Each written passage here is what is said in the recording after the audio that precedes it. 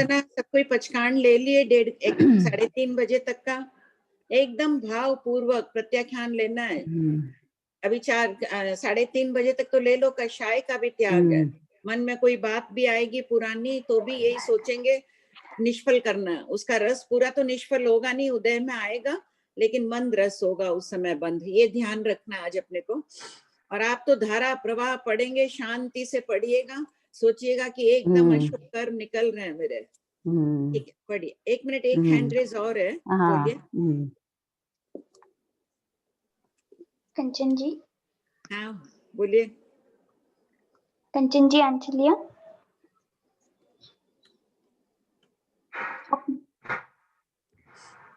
Hello. हाँ बोलिए। हाँ जय जिनेन्द्र कंचन जी। हाँ बोलिए। आप दिल्ली से बोल रहे हैं ना? हाँ हाँ दिल्ली से बोल रही हूँ। हाँ, संभावे श्री जी महाराज सके भाभी। हाँ बोलिए। दिखाते ना। मैं ये कह रही कि अपने ये जो ग्रहण का बताया ना उस दिन आपने कि सूर्य के नीचे कोई ग्रह आता है तब वो बराबर में आता है तब ग्रहण होता है। तो हाँ। इसमें अपने यहाँ अपने घरों में क्या फर्क पड़ता है? जैसे अपन खाना नहीं खाते, खाना नहीं बनाते, जो बनाओ उसको फेंक देते हैं, ऐसे इसका क्या कनेक्शन होता है? ये सब तो देखो वैष्णव परंपरा से लिया गया है, खाना नहीं खाते हैं आदि। अपने शास्त्रों में तो सिर्फ भगवती सूत्र के 12वें शतक में आ रहा है कि उस समय ग्रहण राहु के दोनों, चंद्र और सूर्य दोनों के नीचे जब राहु का काले वर्ण का विमान आता है तब ग्रहण होता है। खाने आदि से इसका कोई संबंध नहीं है। लेकिन जो स्वाध्याय करने के लिए निषेध किया गया है उसका कारण है कि उस समय कोई तरंगे फैलती है, वैसे उन तरंगों में स्वाध्याय करो तो चित्त अपना भी एकाग्र नहीं होता है, और जो कोई होते हैं तांत्रिक विद्याओं आदि की सिद्धि उस समय होती है और उनको बाधा पहुंचती है अपने स्वाध्याय करने से। वो अपने को तकलीफ दे सकते हैं, इसलिए मना की गई है स्वाध्याय के समय। नहीं, हमारे को बहुत हुआ ये ना देश नौक में ना। अभी संत महाराज सत्येंद्र महाराज दोनों विराज रहे थे, मैं देश नौक थी तब। तो उस दिन ग्रहण आ गया और उस दिन महाराज के बेले बेले पाड़ना था। बेले पाड़ने में एकासन करते हैं और 10 बजे ग्रहण शुरू होने वाला था। तो महाराज साहब बोले, सब घरों में सबको पूछा, सब लेडीज ने पीछे से बता दिया हम तो महाराज साहब नाश्ते बनाएंगे 10 बजे से लेकर 2 बजे तक, हमारे किसी के घर में खाना नहीं बनेगा। अब महाराज साहब सबके उपवास का पाड़ना, किसी के बेले का पाड़ना और किसी खाली लगातार एकासन चल रहे थे। वैष्णव परंपरा चली आई है, अभी अपने नहीं है। तो देखो अगर होता तो मुनिराज नहीं जाते क्या गोचरी में? निषेध होता नहीं, महाराज साहब तो जाने को तैयार थे, जब बना ही नहीं किसी के यहाँ खाना, वही तो मैं कह रही सबने हूँ, मना कर दिया हमें खाना नहीं बनेगा। तो तुम सब महाराज 8 बजे पाड़ना किया सब। ठीक बात है। ठीक। और नहाने का तो सौगंध दिलाया था महाराज साहब ने कि नहाना नहीं है ग्रहण में। क्या लगता है सब लोग नहाने की परंपरा छोड़ो, कम से कम ये तो छोड़ो कि नहाओ मत। हाँ, तो जैन धर्म के हिसाब से महाराज साहब ने बताया ना कि कम से कम जीवों को अभय दान दो उस समय। हाँ हाँ। भाभी जी प्रणाम। भाभी जी हाँ, प्रणाम। भाभी जी क्वेश्चन नंबर जो है ना 578 और इधर है 571 में कह रहे हैं कि मंडल जो है मतलब गमनागमन के स्थान को मंडल कहते हैं। हाँ। तो इधर फिर अपने बात करें कि 122 मंडल है। मंडल मतलब कोई सूर्य नक्षत्र तारा वो सब नहीं, मतलब रास्ता है उसको बोल रहे हैं क्या मंडल? हाँ। तो मंडल 2-2 योजन की दूरी पर जाके रस्ते ही रस्ते हैं। नहीं, सबका अलग अलग है। इनके मंडल होते हैं चंद्र के, सूर्य के और ग्रह के। नक्षत्र और तारा के मंडल नहीं है। सॉरी, नक्षत्र के, चंद्र सूर्य और नक्षत्र के मंडल है, ग्रह और तारा के मंडल नहीं है। जैसे 800 योजन ऊंचा जाने पर ये सूर्य का मंडल आया। ये किताब है उतनी दूरी में, उसका पहला मंडल है। ये किताब छोटी है, तो यहाँ भी सूर्य को रहना है, एक दिन पूरा व्यतीत करना है उसको, तब वो यहाँ जल्दी धीरे धीरे घूम रहा है। 15 मुहूर्त का दिन है तो उसको एक जल्दी पार कर लेगा। दूसरा मंडल यहाँ से दूर है, 800 योजन ऊपर ही है, यहाँ से 2 योजन दूर है। मंडल बड़ा हो गया तो थोड़ी सी स्पीड बढ़ जाएगी सूर्य के, फिर उसके बाद 2 योजन के बाद मंडल है, ऐसे चला आ रहा है। ये है। और चंद्रमा इससे ऊपर है। प्रथम मंडल सबका एक ही स्थान में 884 योजन ऊपर है, तो इतना ऊंचा हो गया चंद्रमा। इसका पहला मंडल है, चंद्रमा के मंडल कम है, 15 मंडल ही है, तो उसका दूसरा मंडल आ जाएगा और दूर, उनका गैप अलग। इसके 4 योजन ऊपर नक्षत्र का मंडल है, तो वो अपने अपने विमानों में गति करते हैं। ये बड़ा विषय है, इसको ऐसे समझ लो। पहला और अंतिम मंडल सबका एक स्थान पर है। मंडल हो गया कि जैसे रास्ते अपने जैसे घर हैं, प्लेन का रास्ता है ना, प्लेन में कोई पटरी नहीं बनी हुई है, ट्रेन में पटरी बनी हुई है, उस पर चलती है। प्लेन का एक निश्चित जगह है ना, यहाँ से अगर उसको बॉम्बे जाना है, उसका रूट है एक, तो ये उनका रूट है, ये शाश्वत रूट है। प्लेनें तो फिर इधर उधर हो गई, आंधी आई, वो आया, बदल गई, इधर चली गई, उधर चली गई। इनका फिक्स रूट, शाश्वत रास्ता है। रास्ते को ही मंडल कह रहे हैं। रास्ते मंडल कोई जगह, अच्छा, परिभाषा यही देना, गमनागमन के मार्ग को मंडल कहते हैं। और अपेक्षा से औपचारिक कथन में सूर्य विमान को ही मंडल कह दिया। विमान के कारण ही तो मंडल है, मंडल है। तो दोनों तरह से मिल रहा है इसमें। ठीक है भाभी जी। अच्छा, क्रोधी मानी के भांगे किसी को डाउट है कुछ? परसों उनका मंजूबाई बोथरा का मैसेज था, करना है, फिर कल आ गया, उनका हो गया। हाँ बोलिए जी, सरला जी, सरिया जी बोलिए। प्रीति हैंड रेज है। हाँ मैम, सरला जी, कमलेश जी,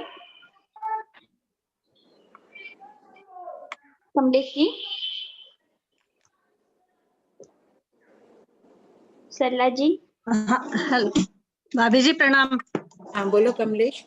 वो लास्ट 2 क्वेश्चन जो थे, एक मिनट। हाँ नंबर बोलो। हाँ, एक मिनट भाभी जी।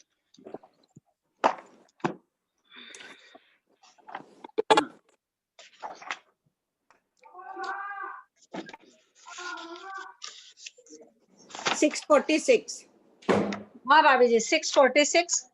हाँ। इसका थोड़ा कंफ्यूजन दूर कर दीजिए। इसका उत्पन्न होता हुआ और उत्पन्न होता हुआ आहार लेता है, जैसे इसी तरह ये सारे भंगे जो है। हाँ, इसमें ऐसे है कमलेश, आप भी खोल लीजिए सबको 646। पहला प्रश्न, पहला पॉइंट है उत्पन्न होता हुआ। सिर्फ यहाँ उत्पन्न होता हुआ पूछा जा रहा है कि वो सर्व से सर्व उत्पन्न होता है, यानी सभी आत्म प्रदेशों के साथ जाके उत्पन्न हो रहा है, आदि प्रश्न है। यहाँ पर 4 भंग है। और तीसरा पॉइंट है उत्पन्न होता हुआ आहार की बात चल रही है। आहार ले रहा है तो सर्व से सर्व ले रहा है, सर्व से देश ले रहा है, आदि है। ये इन दोनों में अंतर है। इसी प्रकार 5वें पॉइंट नंबर देखिए, उद्वर्तन होता हुआ यानी मृत्यु होता हुआ, यहाँ आहार की बात नहीं है। जबकि 7वें नंबर में उद्वर्तन मरता हुआ आहार लेता है क्या, यानी मरते समय भी जीव आहार ग्रहण करके निकलता है। दोनों अलग बात हो गई ना यहाँ। हाँ भाभी जी। और उसके बाद ये देखो, नेक्स्ट प्रश्न भी है ना। हाँ भाभी जी। इसमें देश से देश, जिस प्रकार सर्व से देश का किया, उसी से आधे से आधा करना। देश शब्द का अर्थ होता है अंश। अंश कुछ भी हो सकता है, 1% भी हो सकता है, 99% भी हो सकता है, आधा भी हो सकता है, पौंड भी हो सकता है, पाव भी हो सकता है। तो आधे में फिक्स ले लिया। देश में तो कुछ भी हो सकता है, आधे में एक फिक्स पूछ लिया कि आधा ले सकता है या देश आदि ले सकता है। ये आधे से प्रश्न किया गया, सिर्फ आधा फिक्स हो गया। देश में फिक्स नहीं है, कुछ भी बात हो सकती है कि 1% जाके उत्पन्न हो रहा है या 99% जितना जाकर उत्पन्न हो रहा है। यही थोड़े सी आत्म प्रदेश छोड़ दिया, थोड़ा सी आहार ले रहा है, 1% जितना आहार ले रहा है, बाकी 99% आत्म प्रदेशों पर आहार नहीं जा रहा है। देश में कुछ भी हो सकता है। और इधर आधे में निश्चित 50% के लिए बात पूछी गई है। ठीक है भाभी जी। हाँ बोलिए। जय जिनेन्द्र मैम। हाँ जय जिनेन्द्र। नेरिकों के शाश्वत बोल के भंग में 4 संयोगी के 8 भंग नहीं बन रहे हैं। 4 संयोगी के 8 भंग कौन से में? शाश्वत में। हाँ, शाश्वत में कितने भंग बनते हैं? 27 भंग। हाँ 27 भंग वो तो बन गए, 3 संयोगी के तो 12 भंग बन गए। हाँ 4 संयोगी के 8 जो भंग है ना, उसमें मेरा आ गया क्रोधी बहुत, मानी बहुत, माई बहुत और लोभी 1। पहला भंग होगा लोभी 1। क्रोधी बहुत कौन सा लिया आप, कौन सा भंग बना रहे हैं? मनुष्य और तिर्यंश में तो कोई भंग नहीं बनता, अभंग है। यहाँ सिर्फ नेरिक और देवताओं के भंग बनेंगे। नेरिक में क्रोधी बहुत लिया है, क्यों? क्योंकि हमेशा क्रोधी बहुत जीव रहेंगे। मानी 1 है, माई 1 है, लोभी 1 है। ठीक है। दूसरा भंग बनेगा क्रोधी बहुत, मानी 1, माई 1, लोभी बहुत। आपके पास किताब नहीं है? थोकों की किताब आगम श्लोक मंजूषा है क्या? हाँ खोलिए पेज नंबर उसमें 50। कौन सी? भाग 1? हाँ, भाग 4। भाग 4 नहीं है मेरे पास, 1 2 3 है। हाँ, आप कहाँ से बोल रहे हैं? गंगा शहर। तो बीकानेर कार्यालय से मंगा लीजिए ना किताब। हाँ, मंगा लो। ठीक है। हाँ, एकदम सरल है, उसमें क्रोधी 1 लोभी बहुत हो जाएगा। फिर कर लीजिएगा मानी 1 से हुआ, अब लोभी 1 रहेगा, माई बहुत, ऐसे चेंज करते जाइए। माई बहुत से 2 भंग बन जाएंगे। मानी 1 मानी बहुत हो, किताब में थोड़ा करेक्शन करना पड़ेगा। अच्छा, माई 1 के माई बहुत से थोड़ा आप वो किताब खोल के करेंगे ना, हो जाएगा। वो थोड़ा सा। आपके कौन से भंग में प्रॉब्लम आ रही थे? 4 सहयोगी के 8 भंग में। हाँ, 4 संयोगी 8 भंग में कितने बने आपके? चौथा भंग मेरा जो क्रोधी बहुत, मानी बहुत, बहुत और लोभी बहुत बन गया। नहीं, मानी 1 बनेगा। अभी मानी बहुत में तो आया ही नहीं है चौथे भंग में। 5वां भंग मानी बहुत से शुरू होगा। तो इसमें क्रोधी बहुत, हाँ, माई बहुत और लोभी बहुत। क्रोधी बहुत, मानी 1, माई बहुत, लोभी बहुत। मानी 1 से बनेगा।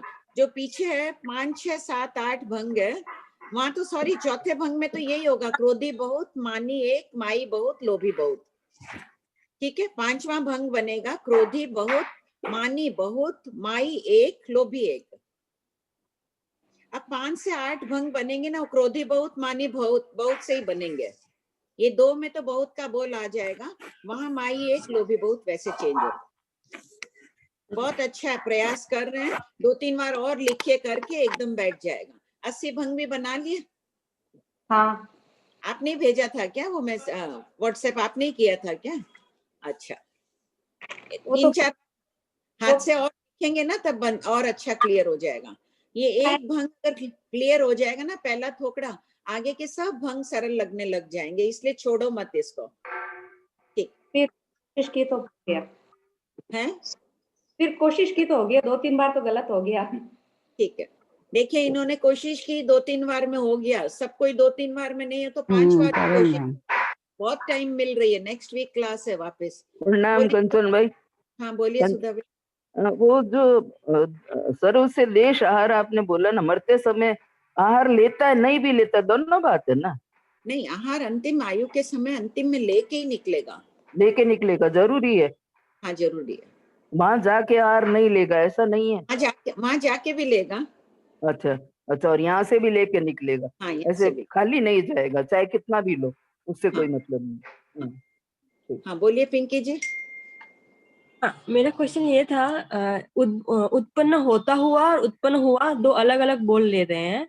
हाँ, बट जैसे चलमाने चलिए, चलते हुए के अपने चलते हुए कह दिया, वो और यहाँ अलग है। पे चल अच्छा माने यहाँ देखिए, नहीं चल माने से भी करेंगे तो यहाँ उत्पन्न होता हुआ है। उत्पन्न होते हुए मैं आहार की बात नहीं की है ना, वहां तो सिर्फ उत्पन्न हो रहा है जीव, ये बात है।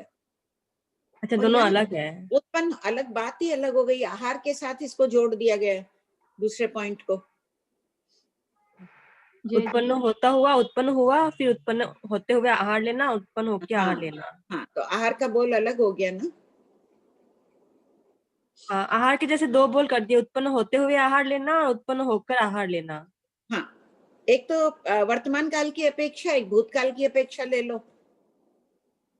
नहीं, जैसे चलमाने चलिए में जैसे बोलते हैं ना, चलते हुए को चलते हुए कहना, तो मैं हाँ, वही कंपेयर कर रही तो थी। नहीं वो भी कंपेयर करो, ठीक है। उत्पन्न होते हुए को उत्पन्न हुआ मान लिया, नहीं, और उत्पन्न होते हुए को आहार लिया हुआ मान लिया। उत्पन्न हुआ आहार लेता है, ये तो अपने यहाँ पे क्या वर्तमान और भविष्य, वर्तमान और भूतकाल दो काल की अपेक्षा कथन है। वहां तो सब चीज वर्तमान काल में ही बता ली, मान लो वो अलग थोड़ी हो गई सिद्धांत। वो एक समय की अपेक्षा है और ये हाँ, थोड़ा वर्तमान और काल की अपेक्षा। Thank you. हाँ बोलिए जय सरोज जी। जिनेन्द्र। हाँ, हाँ, मैं सूरत से बोल रही हूँ और मैं आज ही जुड़ी हूँ, तो अच्छा अपना आज का सेशन कहाँ से शुरू होगा तो मैं वहां से ज्वाइन कर लूँ? अच्छा, आपके पास किताब है क्या? हाँ, मेरे पास किताब है। हाँ, आज होगा गर्भ का थोपड़ा शुरू। पढ़िए कांता जी, प्रश्न नंबर है 648। 648। गर्भ का थोकड़ा, शतक 1, उद्देशक 7, पूर्वापर संबंध, उत्पत्ति, उद्वर्तन आदि के वर्णन के पश्चात होने का विस्तार बताया जा रहा है। प्रश्न 648। भन्ते, क्या जीव विग्रह गति समापन्नक को प्राप्त है या अविग्रह गति समापन्नक है? उत्तर, गौतम, जीव कभी विग्रह गति समापन्नक और कभी अविग्रह गति समापन्नक है, अर्थात जीव में दोनों प्रकार की अवस्थाएं हो सकती है। इसी प्रकार वैमानिक प्रयत्न कहना चाहिए। प्रश्न 639, प्रस्तुत प्रकरण में विग्रह गति का क्या अर्थ है? उत्तर, जीव जब मरकर परभव में जा रहा है उस समय वो विग्रह गति को प्राप्त होता है, और जब अपनी गति में स्थित है उस समय वो अविग्रह गति समापन कहलाएगा। उत्तर, एक गति का आयुष्य समाप्त होने पर दूसरे गति में जाते समय मार्ग में जो गति होती है अर्थात बाटे बहते, उसे विग्रह गति कहते हैं। प्रश्न 650, अविग्रह गति किसे कहते हैं? उत्तर, जो मार्ग में नहीं चल रहा है किंतु किसी भी गति में स्थित है उसे अविग्रह गति कहते हैं।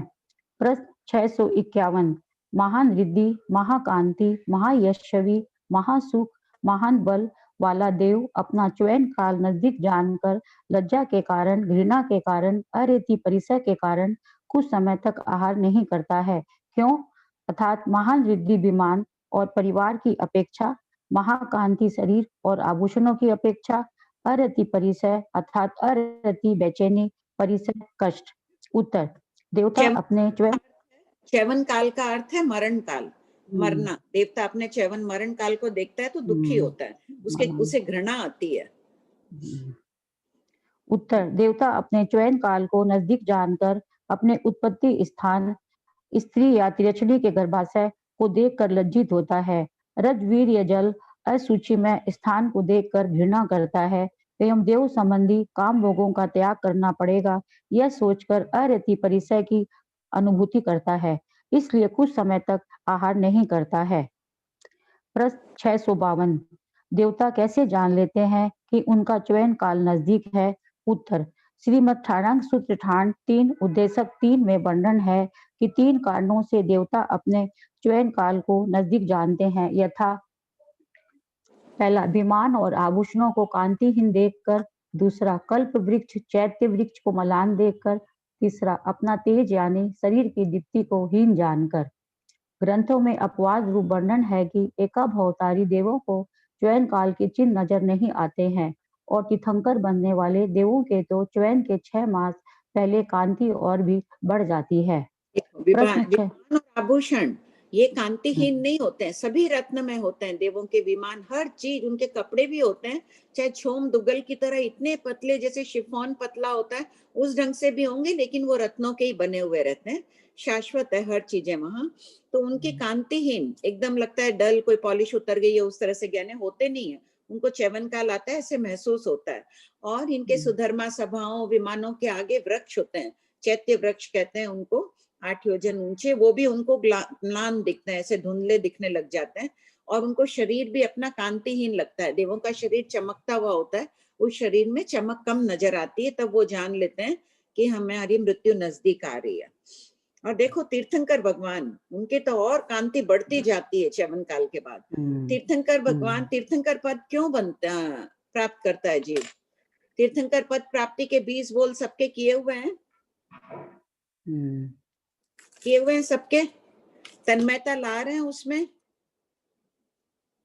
देखो अरियंत भगवान की, सिद्ध भगवान के गुणग्राम करता हुआ ज्ञाता धर्म कथांग सूत्र में भगवान महावीर ने स्वयं ने फरमाया कि जीव ये नहीं कि भगवान ने तीर्थंकर गोत्र बांध लिया और उन्होंने छुपा दिया कि हम दूसरों को क्यों बताएं, दूसरे भी ये सोचकर हमें आराधना नहीं करना है कि हमें तीर्थंकर गोत्र बांधना है। लेकिन इनकी जैसे काजल लगाते हैं तो काजल से ज्योति बढ़ती है, आंख की काजल नहीं जानता है कि मैं ज्योति बढ़ा रहा हूँ। तो उसी प्रकार जब अपन अरियंत भगवान, सिद्ध भगवान आदि का सीखे हुए ज्ञान की बार बार आवृत्ति करते हैं, उससे तीर्थंकर नाम कर्म जैसी पुण्य प्रकृति अपने आप आत्मा में आ जाती है। ये जीव को मात्र पुरुषार्थ करना और तन्मयता लाना है। संवेग भाव और सम्यक दर्शन, सम्यक दृष्टि जीव इसका बंद करते हैं। जैसे जैसे संवेग भाव बढ़ाते जाएंगे वैसे अनुभूति अब करना सीखो सब कोई कि हमारे पास जो मिथ्यात्व मोहिनी की लता थी वो 3 रूप हो गई। अभी भारत क्षेत्र में कोई क्षायिक सम्यक दृष्टि जीव नहीं है कि उनके 3 रूप में न हो, नष्ट हो गई, वैसी चीज नहीं है। इसलिए सबको तीर्थंकर गोत्र प्राप्ति के 20 बोलों को पढ़ के आना है, ये होमवर्क लिख लीजिए, जिनके पास नहीं हो, जिनको जानते हैं उनसे लिखना और ये याद करना ही है। इसमें तन्मयता लाना है, खाली पढ़ के रट के नहीं रहना है। जब ध्यान आए ये बात दिमाग में लानी है कि इनमें तन्मयता से पढ़ना है, एक मेक हो जाना है इसमें। तीर्थंकर नाम कर्म बांधे हुए जीव कितने होते हैं लोक में? मनुष्य कितने हैं? मनुष्य तो सिर्फ संख्यात है, और तीर्थंकर नाम कर्म बांधे हुए जीव असंख्यात होते हैं। नारकी देवता दोनों जगह से आगति है इनकी। मनुष्य मरकर मनुष्य ही बंद करता है इसका, और कोई गति के जीव इसका बंद नहीं करते हैं। तो मनुष्य में जो जीव, मनुष्य तो संख्यात ही है, गर्भज मनुष्य इतने हैं, सिर्फ संख्यात है, जबकि एक एक नरक में भी असंख्यात है, देवलोक में भी असंख्यात है।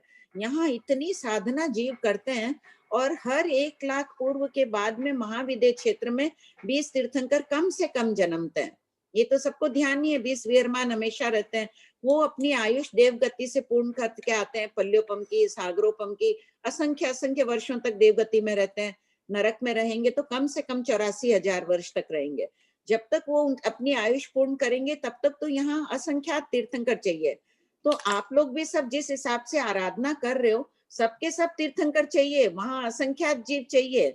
जितने भी मान के चलो, श्रावक है, सम्यक दृष्टि है, साधु है, निश्चित रूप से मान के चलो कि प्राय सभी जिन नाम कर्म का बंद करके जाएंगे। जिन नाम कर्म नहीं तो चक्रवर्ती पद प्राप्त करेंगे। चक्रवर्ती पद की प्राप्ति भी इन्हीं 20 बोलों की आराधना से होती है। लेकिन जैसे एक गन्ने का रस होता है, उससे शक्कर भी बनती है, गुड़ भी बनता है, क्वालिटी तरतमता रहती है ना। एक ही प्रकार का कपड़े का तंतु रहता है, एक से रेशमी कपड़ा बनता है, सूती कपड़ा बनता है, तो थोड़ा रसायन कम आए वो चक्रवर्ती बनता है। तो सबको अपने ज्ञान सीखने में आदि में अब तन्मयता बढ़ानी है। संवेग भाव पूर्वक तन्मयता बढ़ाओ, अपने आप ये कर्मलता प्रकट होगी। और इस काल में निषेध नहीं है, क्षयिक संकेत नहीं आएगी, लेकिन जिन नाम कर्म का बंद कर सकते हैं। ये सोच के मत करना साधना, अपने आप बंद हो जाएगी। मैं सिर्फ जानकारी के लिए बता रही हूँ कि इस काल में इसका बंद हो रहा है। हाँ बोलिए।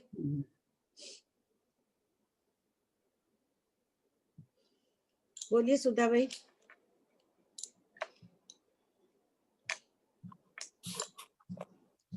हेलो, प्रणाम कंचन भाई। वो कल्प वृक्ष के लिए पूछ रही थी, कल जो देवता का जीवन काल नजदीक है उसी को ऐसा लगता है क्या कल्प वृक्ष? हाँ सिर्फ उसी को। जैसे आंखें धुंधली, आंख में पावर चश्मा आ गया तो कुछ कुछ धुंधला लगता है ना, धुंधलापन नहीं रहता है बाहर, लेकिन उसको लगता है उसी प्रकार। तो भाभी जी जिन नाम के बांधे हुए अपने ये 20 बोलों का वो करते हैं स्मरण या एकदम भाव पूर्वक, तो तीर्थंकर नाम कर्म जिन नाम बंधेगा तो फिर अपना अगली 24 ही तो बंधी हुई है, फिर अपना आयुष्य तो और कितना लंबा हो जाएगा। कोई जरूरी थोड़ी है कि इस 24 में आना है, महाविद्य क्षेत्र में भी तो जा सकते हैं। वैसे भी अगर देखो श्रावक नियमा देवलोक में जाएगा, नरक में जाएगा नहीं। नरक में जाते तो कम से कम 84,000 वर्ष, और पल्योपम में तो यहाँ असंख्यात तीर्थंकरों की जरूरत होगी। कम से कम 1-2 पल्योपम में तो जाओगे देवलोक में, 2 पल्योपम रहोगे तब तक तो यहाँ पे असंख्यात तीर्थंकर दूसरे जन्म लेंगे, जो उनकी जिनकी आयुष पूर्ण होती जाएगी वहां वो आते जाएंगे। प्रणाम आंटी। हाँ, तो तीर्थंकर नाम गोत्र के लिए क्षयिक सम्यक्त का होना जरूरी नहीं है? नहीं बिल्कुल जरूरत नहीं है। क्षयोक्षम सम्यक दृष्टि जीव भी इसका बंद करते हैं। हाँ ओके, थैंक यू आंटी। जय जिनेंद्र आंटी जी। हाँ जी। अभी आपने जो बताया कि तीर्थंकर असंख्यात होते हैं और मनुष्य संख्या, तो मनुष्य से 15 कर्म भूमि मिला के किसी अपने इस भरत क्षेत्र में? नहीं, मनुष्य 15 कर्म भूमि अकर्म भूमि सभी मनुष्य है, युगलिक भी मनुष्य है, उन सभी को मिला लो तो भी वो संख्यात ही है। जबकि तीर्थंकर नाम कर्म बांधे हुए जो अगले भव में आके तीर्थंकर बनने वाले हैं वे असंख्यात है। नारकी में भी असंख्यात है, देवगति में भी असंख्यात है। तो जाते तो इसी झुंड से हैं, सम्यक दृष्टि साधु श्रावक इन्हीं में से जा रहे हैं। तो तन्मयता पूर्वक जो कार्य करो तन्मयता पूर्वक करो धर्म। नहीं, आपने बोला अपनी उत्कृष्ट स्थिति 2 गति की होती है। अच्छा, क्या बोले थे 20 तीर्थंकर बोले थे वहां पे महाविद्य क्षेत्र में इस 24 विहरमान भी हो सकते हैं। तो कोई जरूरी नहीं है कि हाँ विहरमान तो तीर्थंकर ही है ना। विहरमान शब्द का अर्थ विराजमान है। अभी महाविद्य क्षेत्र में जो विद्यमान होते हैं उनको विहरमान कहते हैं। तो 20 तो हमेशा कम से कम रहते ही हैं। उत्कृष्ट 160 भी हो जाते हैं। और जरूरी नहीं है, जैसे अभी विनीता ने पूछा कि यहाँ बांधा है तो भरत क्षेत्र में ही तीर्थंकर बनेंगे। शंख जी, पोखली आदि अनेक अनेक श्रावकों ने जिन नाम कर्म का बंद किया, कई एक भवावतारी बने, वो महाविद्य क्षेत्र में चले जाएंगे। यहाँ तो कितने काल तक बनते हैं, देशों 18 कोडा कोडी सागरोपम तक तो है ही नहीं, धर्म ही नहीं है, तब तक इतने काल संसार में थोड़ी रहेंगे अपन। जो बांधेगा वहां चला जाएगा, वहां उत्पन्न हो जाएगा। 5 महाविद्य क्षेत्र। अच्छा, मतलब भले 24 में वो नहीं हो, पर तीर्थंकर के मोक्ष चले जाएंगे कुल मिला के। तीर्थंकर बनकर मोक्ष जा सकते हैं ना, महाविद्य क्षेत्र से वहां बन जाएंगे तीर्थंकर। अच्छा, ये नियम नहीं है कि जो महाविद्य क्षेत्र में तीर्थंकर नाम कर्म का बंद करेगा वो महाविद्य में ही तीर्थंकर होगा, जो भरत क्षेत्र में करेगा वो भरत क्षेत्र में ही होगा, ऐसा नियम नहीं होता है। कहीं भी हो सकता है, भरत में भी हो सकता है, ऐरवत में भी हो सकता है। कृपा करें आंटी जी। हाँ बोलो विमला जी। आंटी, हाँ, आपने जैसे बोला ना कि हमारी श्रावक की देवगति होती है, हाँ, तो हम देव सिर्फ मतलब वैमानिक, देव में भी सिर्फ वैमानिक। विराधक श्रावक भवनपति में जाएगा, अपन अपने आप को आराधक मानना है। उस दिन भी मैंने निवेदन किया, सबको आराधक बन के ही जाना है। नहीं हाँ, तो जैसे अपनी देवगति है तो हाँ, अपन महाविद्य क्षेत्र में फिर अगर उत्कृष्ट भाव आते हैं जैसे, तो महाविद्य क्षेत्र में भी जा सकते हैं क्या? हाँ। तो किस रूप में, मनुष्य रूप में या फिर किस रूप में जाएंगे उसमें? नहीं, यहाँ से मरकर जीव महाविद्य क्षेत्र में भी उत्पन्न हो ही सकता है, लेकिन अपन इस अपेक्षा से बोलते हैं कि सम्यक दृष्टि अवस्था में जीव आयुष्मान करता है तो देवगति में जाता है, देवगति में जाके फिर महाविद्य क्षेत्र में जाएगा, जा हाँ, तो सकता है। डायरेक्ट मतलब डायरेक्ट यहाँ से नहीं जाता है। हाँ, यहाँ से भी केवली की आगति जो 108 गति आगति का थोकड़ा आता होगा, उसमें केवली की आगति 108 की बताइए। मनुष्य मरकर मनुष्य बन के भी मोक्ष जा सकता है, तो यहाँ से जो है उनका मान लो काल कम है, अब मोक्ष जाने का शुक्ल पक्ष का काल कम बचा है, तो वो सीधे महाविद्य में जाके भी मोक्ष जा सकते हैं। 8 वर्ष जाजेरी के बाद भी जा सकते हैं। यहाँ से काल किया और कल्पायु वाला है, 8.5 वर्ष बाद मोक्ष जा सकता है वो जीव। अच्छा, वैसे और अभी आपने उत्कृष्ट 160 तीर्थंकर बोले ना, लेकिन अभी न्यू में तो 170 तीर्थंकर आ रहे हैं। वो 5 भरत है, 5 ऐरावत को जोड़ो तो एक महाविद्य क्षेत्र में 32 विजय है। 5 महाविद्य को मैं 32 को गुणा करो तो 160 हुआ ना। मैं महाविद्य की अपेक्षा बोल रही थी। अच्छा, ठीक है। हेलो आंटी, हेलो आंटी जी। हाँ बोलिए। हेलो, आपने जो च्यवन काल बताया 651 में, वो च्यवन काल मरते को बताया, और जैसे तभी तीर्थंकर भगवान आते हैं चौकर, तो उनका च्यवन काल होता है, तो वो तो आगति आ गई ना उसमें। वो च्यवन काल वही है, आगति यहाँ अपन बात करेंगे तो आगति, लेकिन वहां से तो च्यवन ही कहेंगे ना, देवता च्यव रहा है, यहाँ आके वहां से वो मर रहे हैं ऐसा। हाँ, वहां से मर रहे हैं। अभी जी, मनुष्य बन के मनुष्य बनकर वापस महाविद्य क्षेत्र में मनुष्य बनेगा और वो उसी भव में मोक्ष चला जाएगा, ऐसा कहा आपने? हाँ। तो फिर भाभी जी, फिर वो मनुष्य जो वापस मनुष्य बन रहा है वो मिथ्यात्वी ही होगा। अभी है सम्यक दृष्टि जीव भी आयुष का बंद कर रहे हैं, ऐसी आचार्य श्री की धारणा चल रही है, थोड़ा इस पर खोज है। बाकी अपने तो अभी तक यही सुने हैं कि जो सम्यक दृष्टि है वो निश्चित देवगति में ही जा रहा है, जाएगा ही जाएगा अगर सम्यक में आयुष्य का बंद किया है। देखो सुख विपाक सूत्र भी, जैसे भगवती सूत्र 11 अंग शास्त्रों में 5वां शास्त्र है, सुख विपाक भी अंग शास्त्र है। उसमें सुबाहु कुमार को सम्यक्त्व उन्होंने आहार बहराया, सम्यक्त्व आई, उसके बाद आयु बंद किया, मनुष्य आयु का बंद किया उन्होंने सम्यक प्राप्ति के बाद। तो इस आगम पाठ के आधार से आचार्य श्री सम्यक प्राप्ति के पूर्व भी और सम्यक प्राप्ति के बाद भी मनुष्य आयु का बंध मान रहे हैं।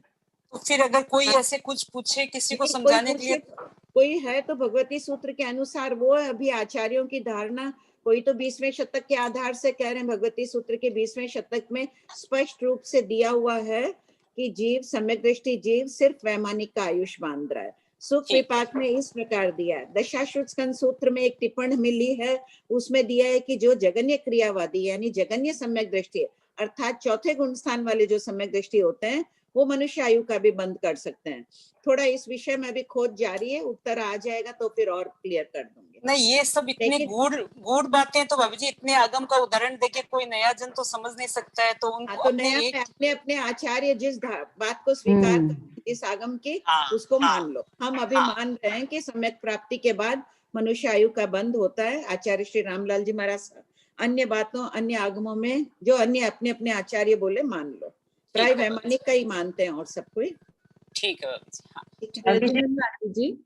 हाँ, वैसे देखो तो आराधक श्रावक की गति उसमें अभी उस दिन पढ़े, आराधक की गति भी वैमानिक की बताई है, विराधक की जगह ने भवनपति उत्कृष्ट वैमानिक बताई है, तो भवनपति भी देवलोक की बताया है ना, विराधक को भी। यहाँ सुबाहु कुमार भी मूल पाठ है, अंग शास्त्र है, उस आधार से मान रहे हैं। थोड़ा भी दशाश्रुत स्कंद से क्या निष्कर्ष निकलता है आ जाएगा थोड़े दिन में। हाँ बोलिए। जय जिनेन्द्र आंटी जी, ये जो आपने बोला कि ये जो 20 बोल हम तीर्थंकर पद के हमें उनका ध्यान करना चाहिए, पर ऐसा सोच के नहीं करना चाहिए कि हमें जिन नाम कर्म बांधना है, तो ये गलत तो नहीं है ना आंटी कि हम ये ऐसी सोच रखे कि हमें बांधना ही बांधना है? नहीं, तब आएगा ही नहीं, तब बंधेगा ही नहीं। निष्काम भाव से आराधना होने से ही ये बनते हैं। अच्छा, पर तो ये धारणा गलत है कि हमें सोचना है कि हमें वैसे नामकर्म बांधना चाहिए। हम जैसे एक होता है कि हमारा वैसा संकल्प होना चाहिए, पर नहीं, हमारा लक्ष्य होना चाहिए कि हमें कर्मों की निर्जरा करके मुक्त होना है। लक्ष्य तीर्थंकर नाम कर्म का नहीं होना चाहिए। लक्ष्य होते ही तो मान लीजिए वो बंधेगी ही नहीं, निष्काम साधना से ही इसकी प्राप्ति होती है। इसमें भगवान ने शब्द लगा दिया, उत्कृष्ट रसायन आए तो, यानी उत्कृष्ट तन्मयता है। वैसी तन्मयता के समय अपने में स्वार्थ की भावना ही नहीं आएगी कि मुझे तीर्थंकर पद प्राप्त करना है। सामान्य केवली भी बन के मोक्ष जा सकता है जीव। तीर्थंकर के और केवली में ज्ञान में तो कोई अंतर नहीं है ना, केवल ज्ञान में तो सिर्फ बाहरी अतिशय में अंतर पड़ता है। तो बाहरी नाम कर्म के अतिशय प्राप्त हो न हो, उद्देश्य आत्मा का एकमात्र है संसार को त्यागना, मुक्त होना। तो आंटी फिर क्या हम ऐसा हमारा हमेशा हमारा लक्ष्य होना चाहिए कि मुझे किसी भी हालत में जैन धर्म, जैसे जैन धर्म में के आसपास ही होना है, जैसे मुझे वो ऐसा संकल्प रखे, तो उसमें कोई ये नहीं है ना आंटी? हाँ, तो ये तो आज्ञा हो गई नहीं। जिन भगवान की आज्ञा में आप रहना चाह रहे हैं, बहुत अच्छी बात है। आणाए धम्मो, आज्ञा में भी धर्म बताया भगवान ने। अच्छा, ठीक है। हाँ बोलिए। जय जिनेन्द्र भाभी जी। भाभी जी, जब तीर्थंकर गोत्र का बंद करते हैं तो आत्मा नरक या देवलोक से क्यों आती है? तिर्यंज में से नहीं आ सकती है वो? नहीं, जीव अगर नरक आयु बांधा हुआ हो, देव आयु बांधा हुआ हो, वो ही जीव तीर्थंकर नाम कर्म का बंद करता है। उसी के परिणाम होते हैं तीर्थंकर का बंद करने जैसे। और भाभी जी एक और क्वेश्चन, कि जब स्त्री गोत्र का बंद होता है तो उस समय बोलते हैं कि मिथ्यात्व स्पर्श करती है आत्मा, मिथ्यात्व आता है? मिथ्यात्व के समय बंद होता है। पहले दूसरे गुण स्थान में स्त्री नाम इसका बंद बताया है। तो ये क्या कारण भाभी जी? ये अशुभ प्रकृति मानी जाती है। ऐसे स्त्रियां एकांत अशुभ भी नहीं है, तीर्थंकरों को जन्म देने वाली भी स्त्रियां ही होती है, लेकिन इस कर्म प्रकृति को अशुभ माना है। वेद में पुरुष वेद को पुण्य में माना जाता है, अपेक्षाकृत वो शुभ है। तो जिस वक्त मल्लीनाथ भगवान का आयुष्य बंधा स्त्री का, हाँ, तो उन्होंने कपटाई की अवस्था में थे ना, उनके परिणाम अच्छे नहीं थे उस समय। अच्छा, ठीक है। जय जिनेन्द्र। गुलाब जी। प्रणाम आंटी, सरिता बोल रही हूँ। आंटी, ये जो इंद्र और जो होते हैं भवनपति के और व्यानवंतर के, जो धनिंद्र पद्मावती जो होते हैं, वो तो भवनपति के देव होते हैं, वो तो सम्यक दृष्टि देव होते हैं ना, तभी तो आके कितनी सहायता करते हैं तीर्थंकरों की और की। हाँ, विराधक श्रावक भी जा रहे हैं ना, है तो श्रावक सम्यक दृष्टि, व्रतों में विराधना की, इसलिए वो जा रहे हैं देवगति में, भवनपति में, वाणव्यंतर में। तो इसका मतलब सम्यक दृष्टि जीव सिर्फ जो आराधक है वो वैमानिक देव में जाते हैं, विराधक देव नीचे देव गति में जा सकते हैं। हाँ, नीचे शब्द नहीं लेना चाहिए कभी भी। हाँ, कभी भी कदाचित कोई यहाँ से जा ही रहा हो, अपने को कभी नहीं लेना चाहिए। ठीक, नाम ले लो भवनपति, वाणव्यंतर, जृंबक आदि। ठीक। शशि जी पारिक। वंदना जी। आंटी जी, जैसे कि आनंद श्रावक जी लोग पहले देवलोक तक ही गए, तो क्या अभी जितने श्रावक लोग हैं फिर वो ऐसे ही भवनपति वानमंतर मतलब पहले देवलोक से ज्यादा आगे अभी नहीं जा सकते? नहीं, वो गए चार पल्लवम की स्थिति प्राप्त किए, उनकी स्थिति का काल ही अब संसार में उतना ही बचा है, उनका शुक्ल पक्ष का काल खत्म होने वाला है। अभी जीव चौथे देवलोक तक जा सकते हैं, संज्ञान के अनुसार साधना होती है। वज्र ऋषभ नाराज सहनन वाले होते हैं, वही मोक्ष में जाते हैं, वही अनुत्तर विमान आदि में जाते हैं। जब गमक करेंगे ना 24वां शतक, तब विस्तार से आ जाएगा। अभी जीव चौथे देवलोक तक जा सकता है, कोई भी जीव, चाहे वो साधु हो श्रावक हो, दोनों ही उत्कृष्ट साधना करे तो। जी आंटी जी।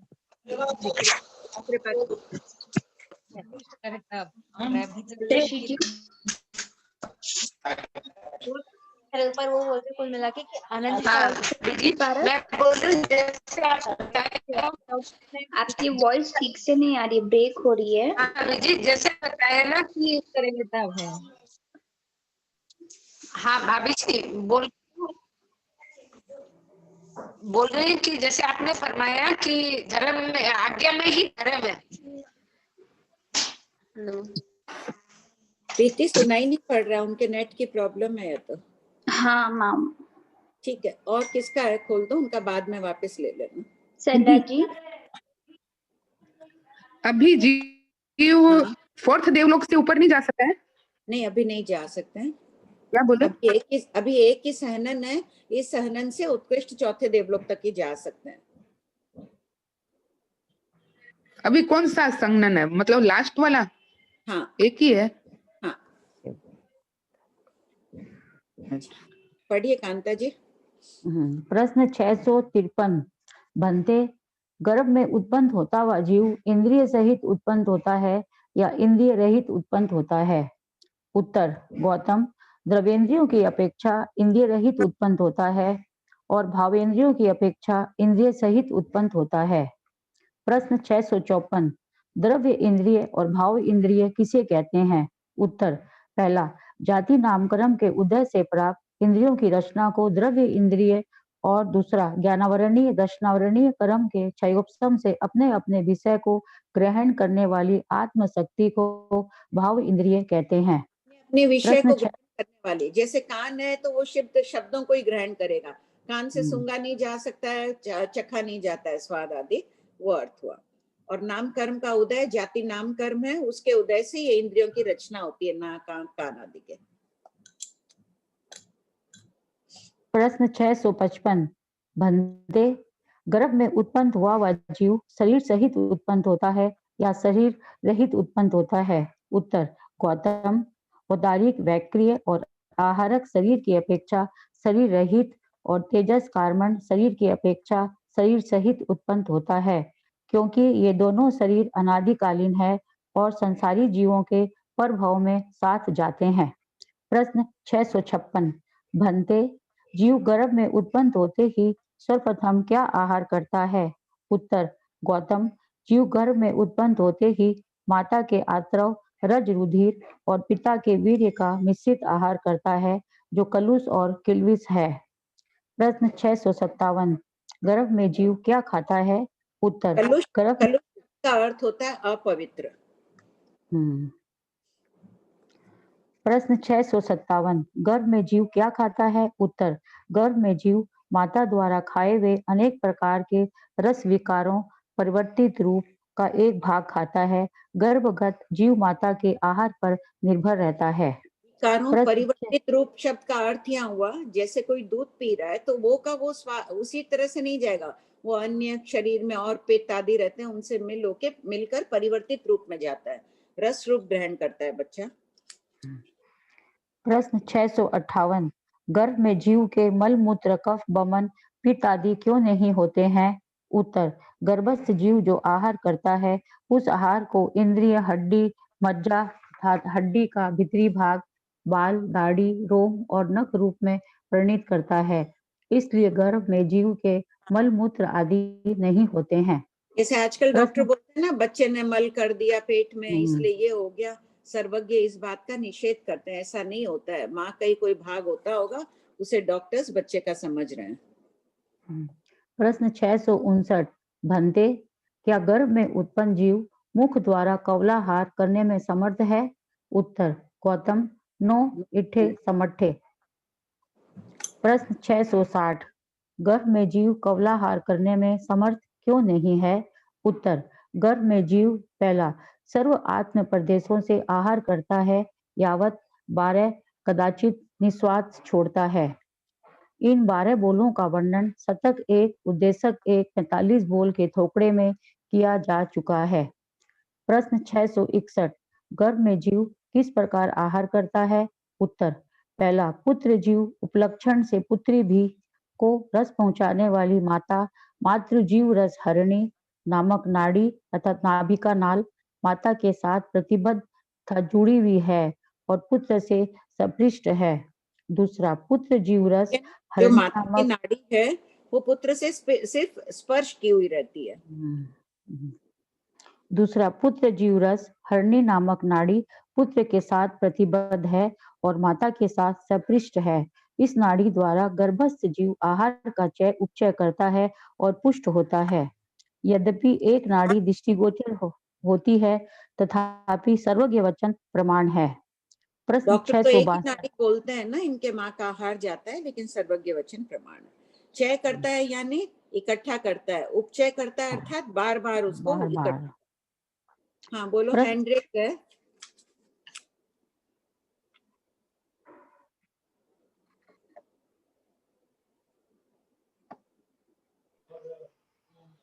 हेलो। हाँ हाँ, प्रणाम भाभी जी। भाभी बोलो। जी, आपने ऐसे सुना हुआ ना कि तीर्थंकर भगवान के मल मूत्रादि आदि दिखाई नहीं पड़ते हैं, तो इसका अर्थ ये हुआ कि वो उतना ही परिमाण में आहार लेते हैं और वो शरीर रूप में परिणत हो जाते हैं। इसका ये अर्थ भी हो सकता है क्या? नहीं, जैसे दिखता ब्लड नहीं है, यानी कुछ तो कह रहे हैं कि उनका अदृश्य होता है। इसमें भी दो विचार चलते हैं, विचारधाराएं। स्पष्ट उल्लेख तो कहीं भी नहीं है, न ग्रंथों में मिल रहा है, न कहीं आगम में तो खैर है ही नहीं। इसका है कि अदृश्य होता है उनका, उनके शरीर में लेप आदि नहीं लगता है। खाते हैं तो अपना ये गला और हिलता है, वो उनके हिलता नहीं है, ऐसे जैसे चला जाता है गले के नीचे से। और एक अशुचि का भी शरीर में लेप नहीं लगता है। और दूसरी बात ये भी है कि वो पड़ा हुआ दिखता नहीं है, अदृश्य हो जाता है। प्रश्न 662, जीव के अंगों में कौन सा अंग माता के द्वारा प्राप्त है और कौन से पिता के द्वारा प्राप्त है? उत्तर, मांस, रक्त और मस्तिष्क का भेजा अर्थात मस्तिष्क के भीतर स्निग्ध पदार्थ, ये 3 कोमल अंग माता के रस द्वारा प्राप्त है। और पहला हड्डी, दूसरा मज्जा, तीसरा केस, दाढ़ी, रोम तथा नख, ये 3 अंग पिता के वीर्य द्वारा प्राप्त है। से सभी अंग माता पिता के मिश्रित उद्गलों से बने हुए हैं। प्रश्न 663, माता पिता के अंग अलग अलग क्यों कहे गए हैं? उत्तर, माता के रुधिर में 3 अंग उत्पन्न करने की शक्ति है, अर्थात इन 3 अंगों में माता के रुधिर का भाग अधिक होता है। जिन अंगों में पिता के वीर्य का भाग अधिक होता है वे पिता के अंग कहे जाते हैं। प्रश्न 664, माता पिता के अंग शरीर में कब तक रहते हैं? उत्तर, जब तक जीव का भव धारणीय शरीर रहता है तब तक माता पिता का अंश शरीर में रहता है। समय समय क्षीण होता हुआ भी ये अंतिम समय तक रहता है। प्रश्न 665, प्रथम समय गृहीत पुद्गल प्रति समय क्षीण होने पर भी चरम समय तक कैसे रहते हैं? उत्तर, उत्पत्ति के प्रथम समय में जीव अनंत पुद्गलों को ग्रहण करता है। ये पुद्गल अब भविष्य अनंत गुना अधिक और सिद्धों के अनंतवें भाग प्रमाण होते हैं। ये पुद्गल प्रचुर मात्रा में होने के कारण प्रति समय क्षीण होते हुए भी इनका अंश अंतिम समय तक रहता है। इसी से वह जीवित रहता है। इसलिए इस शरीर पर माता पिता का बहुत उपकार है। इस उपकार को कभी भूलना नहीं चाहिए। देखिए, ये विषय चल चुका है, अभविष्य अनंत गुणा अधिक सिद्धों के अनंतवें भाग। पहले भी ये बात सबको ध्यान होगा। एक बार वापस सबको इसको रिवाइज कर लेना पीछे के प्रश्नोत्तरों में देखकर, ठीक है? विस्तार से चला हुआ है। प्रश्न 666, भंते, क्या गर्भ में रहा हुआ जीव नरक में उत्पन्न होता है? उत्तर, गौतम, कोई उत्पन्न होता है और कहीं कोई नहीं होता है। प्रश्न 667, गर्भ में रहा हुआ जीव किस कारण से नरक में उत्पन्न होता है? उत्तर, पर्याप्त वीर्य लब्धि वैक्रिय लब्धि वाला गर्भस्थ जीव शत्रु सेना का आगमन सुनकर वैक्रिय समुद्र घात करके हाथी घोड़ा रथ आदि रूप चतुरंगिणी सेना की विक्रिया करके शत्रु के साथ युद्ध करता है। उस समय वह राज्य धन आदि का कामी और भोग का प्यासा होता है। ऐसे अशुभ अद्य व्यवसायों में आयु पूर्ण हो जाए तो वह जीव नरक में उत्पन्न होता है।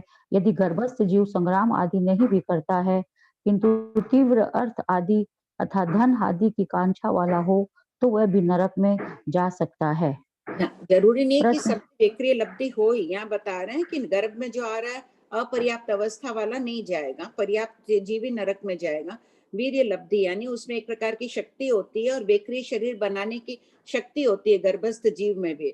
देख रहा है कि पिता पर शत्रु सेना आई है तो पूरी चतुरंगिणी सेना बना देता है और उनसे युद्ध कर लेता है।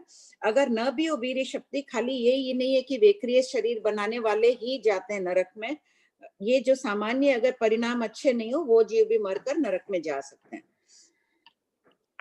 प्रश्न 668, क्या विकुर्वित सेना में कोई मरता है?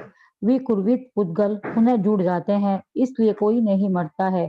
किंतु यदि माँ के बाण आदि लग जाए और वह मर जाए तो गर्भस्थ जीव भी मर जाता है, तब सारी सेना समाप्त हो जाती है। देखो कैसे पूरा युद्ध कर रहा है, कोई हाल मरेंगे, व्यक्ति शरीर काटने से कटते नहीं है, मारने से मरते नहीं है। जब वो अपने आप ही उनकी आयुष पूर्ण होती है, निरुपक्रमी आयुष वाले होते हैं, तो पुद्गल पूरे बिखर जाते हैं एकदम कपूर की तरह। जैसे वायु का एक जीव होते हैं, मरते हैं, उनका अवशेष नहीं रहता ना, इतने वायु का एक जीव यहाँ भी मर रहे हैं, कुछ उनका पड़ा हुआ शरीर नहीं रहता है, उसी प्रकार इनके भी पुद्गल पूरे बिखर जाते हैं टुकड़े टुकड़े में होकर। लेकिन वो मरेंगे नहीं, जुड़ते जाएंगे वापस। अगर माता मर जाए, कोई अगर जान रहा है कि विकुर्वित सेना की हुई है, वो माता को मार दे, बाण चला दे उन पर आदि, वो मर जाए तो सेना वहां से अदृश्य हो जाती है। प्रश्न 659, क्या गर्भस्थ संगीत तिरेत पचेंद्रिय भी विक्रिया कर सकता है? हाँ, श्रीमद् ठाणांग सूत्र ठाण 2 उद्देशक 3 में वर्णन है कि गर्भस्थ तिर्यज पचेंद्रिय भी विक्रिया कर सकता है। तिर्यज में देखो सामर्थ्य है, गर्भ में रहा हुआ विक्रिय शरीर बना सकता है। प्रश्न 670, गर्भ में जधन्य कितनी स्थिति वाला संगीत तिरेत पचेंद्रिय वैक्रिय कर सकता है? उत्तर, जधन्य अंतर मुहूर्त की स्थिति वाला संगीत तिरेत पचेंद्रिय वैक्रिय कर सकता है। प्रश्न 671, भंते, क्या गर्भ में रहा हुआ जीव देवलोक में जाता है? उत्तर, गौतम, कोई जाता है कोई नहीं जाता है। प्रश्न 672, गर्भस्थ जीव किस कारण से देवलोक में जाता है? उत्तर, गर्भस्थ जीव श्रमण महान के पास एक भी धार्मिक वचन सुनकर उसे हृदय में धारण कर धर्म का श्रद्धालु, अनुरागी तथा पुण्य स्वर्ग मोक्ष का अभिलाषी होकर उन्हीं भावों में तल्लीन होता है और ऐसे शुभ अद्य व्यवसायों में यदि वह काल कर जाए तो देवलोक में उत्पन्न होता है। प्रश्न 673, गर्भस्थ जीव किस प्रकार रहता है? उत्तर, गर्भस्थ जीव सोता है, करवट बदलता है, आम के समान कुबड़ा होता है, बैठता है, पड़ा रहता है, माता सोती है तो सोता है, माता जागती है तो जागता है, माता सुखी तो वह सुखी, माता दुखी तो वह दुखी, अर्थात माता के भावों पर गर्भस्थ जीव के भाव निर्भर हैं। प्रश्न 674, गर्भस्थ जीव किस प्रकार बाहर आता है? उत्तर, मस्तक से या पैरों द्वारा बाहर आने वाला जीव ठीक तरह से आता है, जो टेढ़ा आता है वह मृत्यु को प्राप्त करता है। प्रश्न 675, गर्भस्थ जीवों में असमानता क्यों होती है? उत्तर, गर्भस्थ जीव के यदि अशुभ कर्म बंधे हो, सस्पृष्ट हो, निध्यत हो, अभिनिविष्ट हो और कोई वे उदय में आए वे हो तो वह जीव कुरूप, कुवर्ण, दुर्गंध, दुस्पर्श वाला होता है और अनादे, अप्रिय, अकांत, अमनोज्ञ आदि होता है। यदि शुभ कर्म बंधे तो यावत अभिनिविष्ट हो और वे उदय में आए हुए हो तो वह जीव स्वरूप, सुवर्ण, सुस्पर्श, प्रिय, शुभ, मनोज्ञ और आदे वचन वाला होता है। इसलिए शास्त्रकार कहते हैं कि जीव को सुकृत करते रहना चाहिए। एक बंध, प्रकृति बंध, दूसरा सस्पृष्ट मतलब शिथिल बंध, तीसरा निध्यत गाढ़ बंध और चौथा अभिनिविष्ट मतलब अति गाढ़ बंध निकाचित। अब गर्भ विचार, पूर्वापर संबंध, गर्भ की स्थिति आदि का वर्णन शतक 2 उद्देशक 5 में है, किंतु समान विषय होने के कारण इसका संकलन गर्भ के थोकड़े सतक एक उद्देशक साथ में ही कर दिया गया है। प्रश्न 673 भंते, उदक गर्भ अर्थात पानी का गर्भ किसे कहते हैं और उसकी स्थिति कितनी है? उत्तर, गौतम, कालांतर में जल बरसने से जो हेतु होता है उसे उदक गर्भ कहते हैं। जैसे बादल, ओस, धुआं, हिमपात अर्थात बर्फ गिरना उदक गर्भ की स्थिति जधन्य एक समय उत्कृष्ट 6 मास है। प्रश्न 677 उदक गर्भ की जधन्य स्थिति एक समय की एवं उत्कृष्ट स्थिति 6 मास की कैसे होती है, इसे स्पष्ट कीजिए। उत्तर, भाप रूप में जो पुद्गल परिणित होते हैं वे उदक गर्भ कहलाते हैं। ये पुद्गल उस रूप भाप को गर्भ का है भगवान ने, उसी से पानी उत्पन्न होता है। पानी भाप बनता है, भाप पानी बनती है, तो भाप को गर्भ। ये पुद्गल उस रूप में जधन्य एक समय रहकर भी अन्य रूप में परिणित हो सकते हैं अथवा 6 मास बाद तो गर्भस्थ जल अर्थात बादल में रहा हुआ जल अवश्य बरसने लगता है। जो भाप है वो कौन से पुद्गल हैं? औदारिक शरीर के। पानी औदारिक शरीर है, उसी से भाप बनी, तो वो औदारिक के पुद्गल है। एक समय औदारिक रूप में रहे, हो सकता है कि वो एक समय बाद ही वेक्रिय वर्गणा, आहारक वर्गणा अन्य किसी रूप में परिणत हो सकते हैं, नहीं तो 6 महीने बाद तो ये अवश्य पानी रूप में परिणत होकर बदलते ही हैं। बादल अपरिपक्व रूप में बरसे तो ओले रूप में बरसते हैं। प्रश्न 678 उदक गर्भ सचित होता है या अचित? उत्तर, बादल सचित अचित दोनों प्रकार के होते हैं। बादल में त्रस काय के जीव भी उत्पन्न होते हैं। बादलों में जब तक जीवों की उत्पत्ति नहीं होती है तब तक वे अचित होते हैं, किंतु बरसते वक्त नियमा सचित होते हैं। तो बरसते वक्त नियमा सचित, वो गलत लिखी गया। दोनों प्रकार के हो सकते हैं, दोनों प्रकार के। हाँ, हैंड रेज है, बोलिए।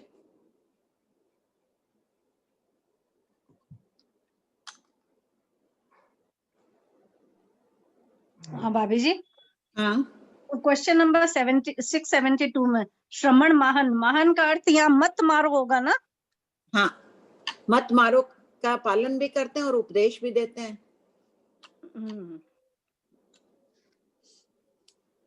ठीक है भाभी जी। वंदना जी, सुकृत का अर्थ क्या है? किसका? प्रश्न 675। सुकृत मानी अच्छे कर्म, अच्छी क्रियाएं करना। अच्छी क्रियाएं करेंगे तो अच्छे कर्म बंधेंगे। दुष्कृत खराब कर्म करना, खराब क्रियाएं करना। भाभी जी, हाँ, ये जो 6 महीना तक कोई ऐसी मतलब योनि ही उत्पन्न नहीं हुई उसमें कि उसमें कोई जीव उत्पन्न हुआ हो? नहीं, उसमें जीव उत्पन्न होने के बाद वो 6 मास बाद बरसता है। नहीं, जैसे ना बरसते वक्त सती तत्व दोनों कैसे होगा? दोनों, हाँ, तो कोई तो होंगे बादल में जीव उत्पन्न हो गए, पानी भाप बना, वायु का आपका एक जीव आकर उसमें उत्पन्न हो जाते हैं। उत्पन्न हो भी जाए तो 6 मास तक रह सकते हैं। और कोई बादल है, कोई भाप का टुकड़ा है, उसमें जीव उत्पन्न ही नहीं हुए, तो भी वो वैसे ही बन जाएंगे, उत्पन्न जाएंगे। तो वो नहीं भी हुआ तो भी 6 महीना तक रह सकता है उत्कृष्ट। हाँ हाँ, ठीक।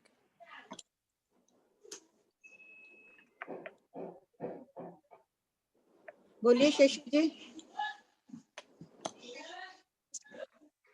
हाँ, प्रणाम भाभी जी। मैं बोल रही हूँ तिर्यन जो वैक्रिय शरीर बनाता है अपर्याप्त अवस्था में, तो वो भी वैसे ही जैसे मनुष्य बना के। हाँ, बिल्कुल वैसे ही बनाता है, लेकिन अपर्याप्त में नहीं बनाता है, पर्याप्त होकर ही गर्भ में बना सकता है मनुष्य। जो माता, हाँ बोलिए। पर्याप्त होके बनाएगा, वैसे ही तिर्यंस भी पर्याप्त होके। तो मनुष्य और तिर्यंस तो लब्धि से वैक्रिय शरीर बना सकते हैं ना, ऐसे तो नहीं बना सकते। उनके साथ पूर्व जन्म से भी लाई हुई हो सकती है ना, और उस जन्म में भी प्रकट हो सकती है। गर्भ में मनुष्य को अवधि ज्ञान भी हो सकता है, विभंग ज्ञान भी हो सकता है। इतनी बड़ी, इतनी विशिष्ट लब्धि अवधि ज्ञान, वो भी तो हो सकता है। अच्छा, उस अपेक्षा से वो वैक्रिय शरीर बना के, तो जिस तरह से मनुष्य वो युद्ध करने जाता है वैसे ही तिर्यंस भी युद्ध करने जा सकता है। हाँ, कुछ भी कर सकते हैं, उनकी भी शक्ति संपन्न है। उनके तो आक्रमण कौन, कोई आ रहा है, अन्य जानवर आ रहे हैं, कोई उनको मार रहा है, बचा सकते हैं। शिकारी कोई शिकार करने आ रहा है शेर का, तो गर्भस्थ जीव बचाने आ सकता है, कुछ भी कर सकते हैं। अच्छा, एक और प्रश्न था कि जो तीर्थंकर भगवान के पास जो देवी देवता आते हैं, तो ये क्या सिर्फ सम्यक दृष्टि ही आते हैं या तीनों दृष्टि वाले ही आ सकते हैं? सभी आ सकते हैं, मिथ्या दृष्टि भी आ सकते हैं। जब शक्रेंद्र आदि आते हैं तो वो पूरी अपनी राजसी ठाट बाट के साथ आते हैं। अनेक देवता ये मनाने जाते हैं, यहाँ पे अभिषेक आदि उनका कल्याणक मनाने जाते हैं। लाखों देव आते हैं उनके साथ में। राजा जाता है, सवारी लेके जाता है, पूरी चतुरंगिनी सेना लेके जाता है तीर्थंकर के समक्ष, कि एक प्रभाव पड़ता है। जनमानस सोचेंगे कि राजा भी तीर्थंकर की सेवा कर रहा है, तो हम भी जाते हैं, और कदाचित वो संकित आ जाए, उनको ज्ञान सीखने आ जाए आदि आदि। तो देवता भी अन्य देवों को लाना पड़ता है। अगर उनके अभियोगिक देव आए, जरूरी नहीं है कि वो सम्यक दृष्टि हो, मिथ्या दृष्टि भी आते हैं। तो ये क्या है, किलबिसी और परमाधामी देव भी आ सकते हैं इसमें? एकांत जो ये तीर्थंकर की सेवा करने, हाँ, आने में बाधा। परमाधामी देव असुर कुमार के अंतर्गत है, पर सभी परमाधामी देव निरंतर तो नरक में नहीं रहते हैं ना।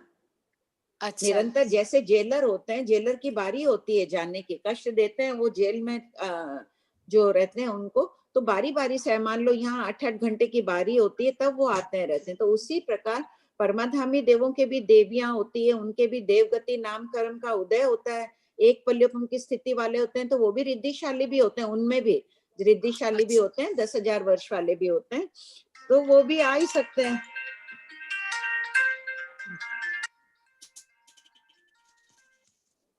हाँ, और कोई भाभी जी क्लास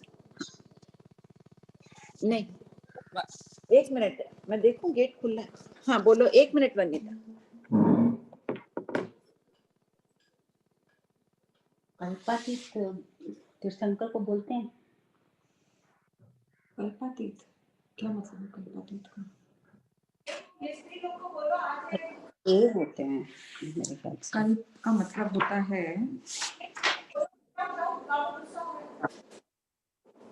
कल्प का मतलब होता है मर्यादा। कल्पातीत देव होते हैं। कल्प का मतलब मर्यादा होता है। कल्पातीत। भाभी जी वो जहाँ ये क्वेश्चन नंबर 678 जो चल रहा है, उसमें जो आया है ना कि बादलों में जब तक जीवों की उत्पत्ति नहीं होती है तब तक वे अचित ही होते हैं, यानी वो पानी जब तक उत्पत्ति नहीं होगी उसको अचित ही मानेंगे, सचित नहीं मानेंगे। वो भाप ही तो है, पानी का परिवर्तित रूप है भाप, तो भाप तो अचित ही है। भाप वो जो उत्पन्न हो जाएंगे तब वो सचित बनती है। ठीक है, और जो देवता जो बारिश करते हैं वो अचित पानी होता है।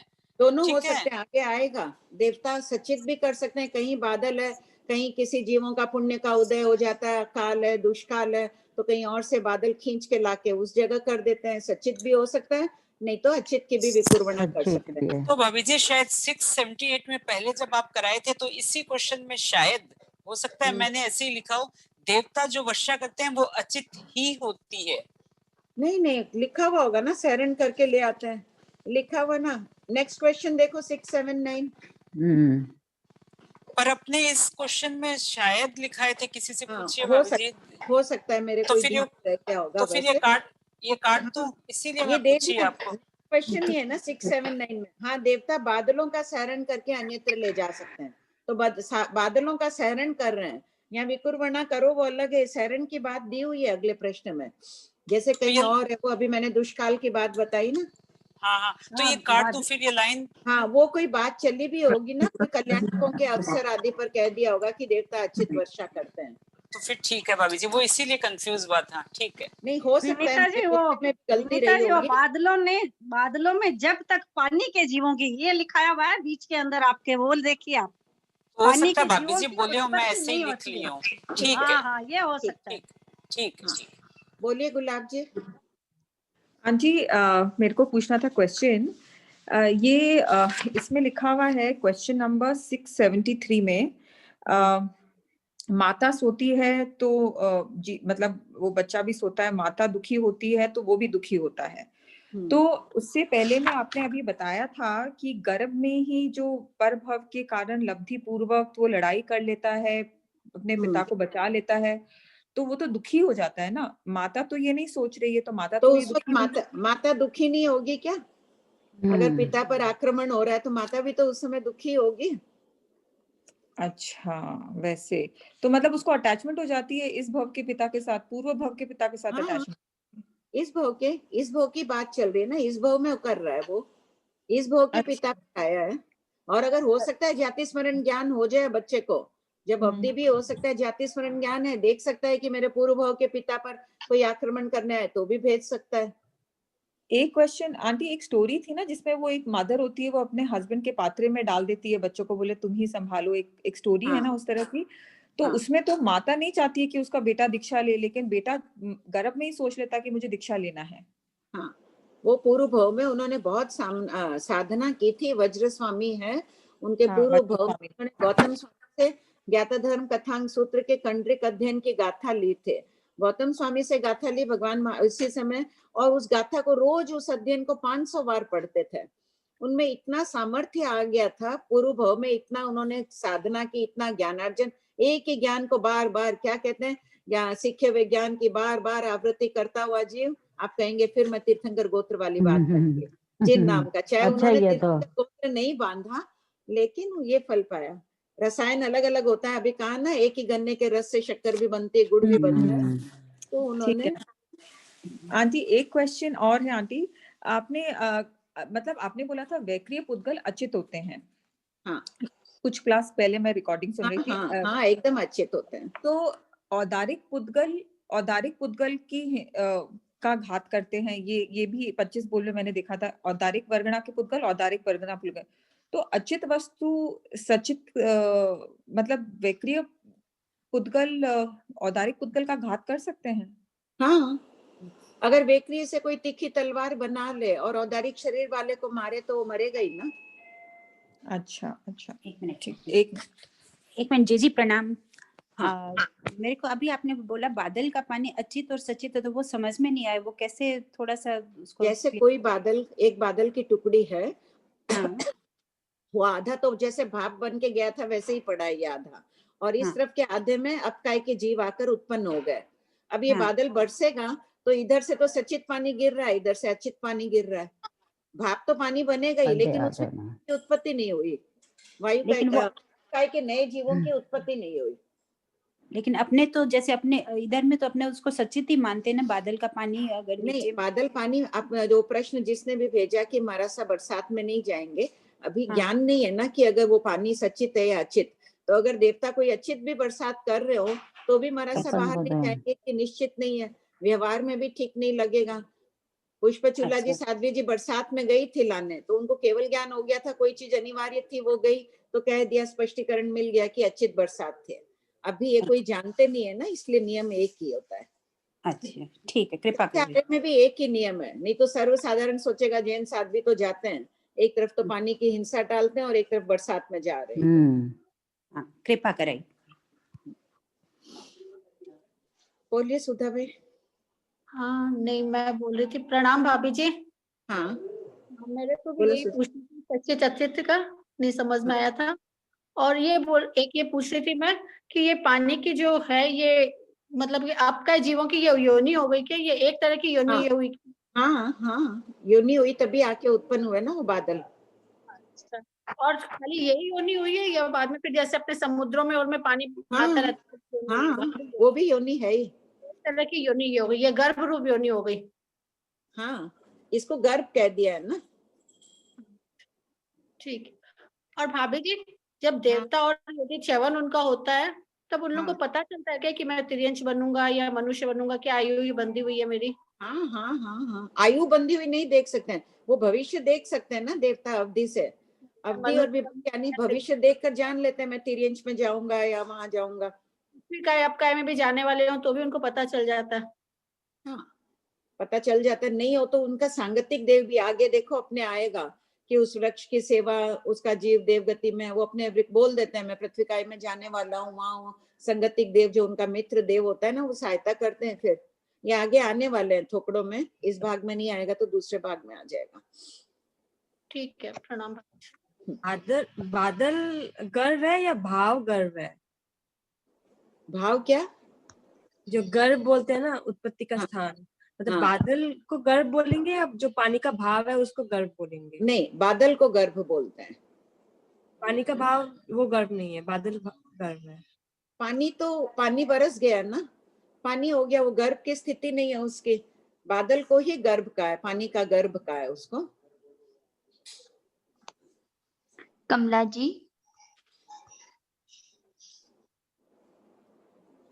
मैम अनम्यूट नहीं। जय जिनेंद्र। जय जिनेंद्र। अच्छा, अभी जो आप बता रहे थे ना, जो बच्चा गर्भ में ही लड़ाई कर सकता है और कर सकता है विक्रिया करके, तो क्या पर्याप्त मतलब अंतर्मुहूर्त बाद या 9 महीना का होने? हाँ, अंतर्मुहूर्त बाद हुए। अच्छा, कृपा करें। 24वें शतक में आ रहा है जगनी का, ठीक है, हाँ कर सकता है। बोलिए शशि जी।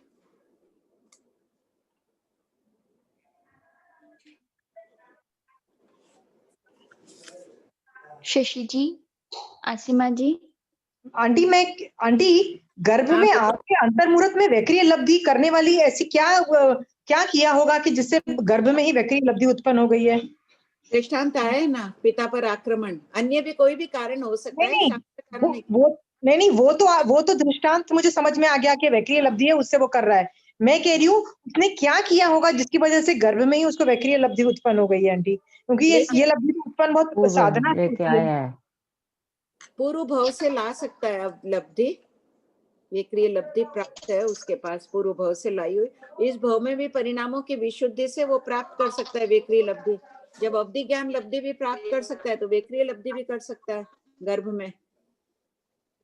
तो आप ये कहना चाह रही हो आंटी कि जैसे महावीर स्वामी भगवान का, जो तीर्थंकर भगवान का जीव होता है, वो अवधि ज्ञान लेके आते हैं तो वो उनके पास वैक्रिय और ये सब भी चीजें होती हैं? हाँ, हो सकती है। नियमा हो जरूरी नहीं, तीर्थंकरों के पास तो नियमा होती होगी। अन्य जो अवधि ज्ञान लेके आते हैं उनमें भजना हो सकती है। ठीक है। तो गर्भ में 28 महीने का पूरा होना चाहिए, उसके बाद वो लब्धि फोड़ सकता है, ऐसा सुना हुआ है। कितने महीने का?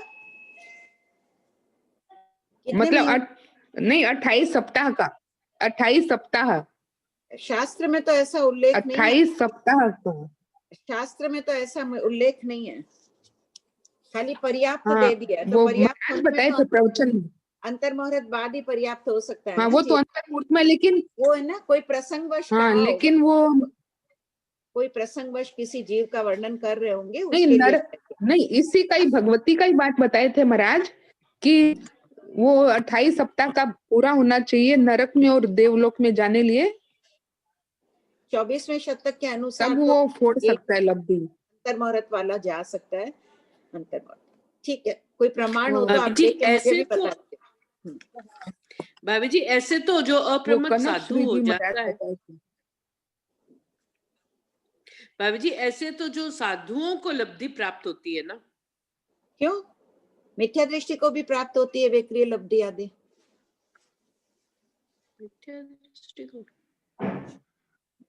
मिथ्या दृष्टि भी वैक्रिय करते हैं। किस पुण्य की वजह से? साधना। वो लोग भी बेले बेले तप करते हैं, जीवन पर्यंत बेले बेले तप, उल्टा तापना लेके खड़े रहते हैं, आदि आदि तपस्या के प्रभाव से प्राप्त कर लेते हैं। प्रकृति से भद्रिक भी होते हैं, विनीत होते हैं, कोमल होते हैं, लेकिन मोक्ष की अभिलाषा नहीं होती है। ये अंतर है मिथ्या दृष्टियों में। संवेग भाव, निर्वेग भाव नहीं होता है उनमें, लेकिन ये लब्धियां प्राप्त कर सकते हैं। तो साधना तो चाहिए भाभी जी, लब्धि के लिए कोई साधना तो चाहिए जीव को। हाँ, तो फिर ये गर्भ वाला जीव कैसे साधना कर रहा है? गर्भ में भी प्राप्त हो रही है परिणामों की। महातपस्या भले ही न करो, लेकिन उनके अध्यवसाय इतने निर्मल हो जाते हैं, विशुद्धि इतनी बढ़ जाती है। माता का भी सहयोग होता है। माता अगर धर्म ध्यान में लीन है, बच्चा हलुकर्मी आत्मा हो, वो भी एकदम अध्यवसाय अपने निर्मल ही रख रहा है, तो उसको प्राप्त हो सकती है। जी वो एक लाइन दोबारा बोलिए ना, कर्मों की कोड खपावे और उत्कृष्ट रस आवे। अरियंत भगवान का गुणग्राम करता हुआ जीव, आपके पास थोक संग्रह उसमें ये है। आप एक बार बोलिए ना बाजी, शुरू से बोलिए ना ये लाइन। अरियंत भगवान का गुणग्राम हाँ करता हुआ जीव, हाँ कर्मों की क्रोध खपावे, उत्कृष्ट रसायन आवे तो तीर्थंकर गोत्र बांधे। ऐसे 20 बोल हैं, उस किताब में आप पढ़ लेना। हाँ ठीक है, ठीक है। हाँ।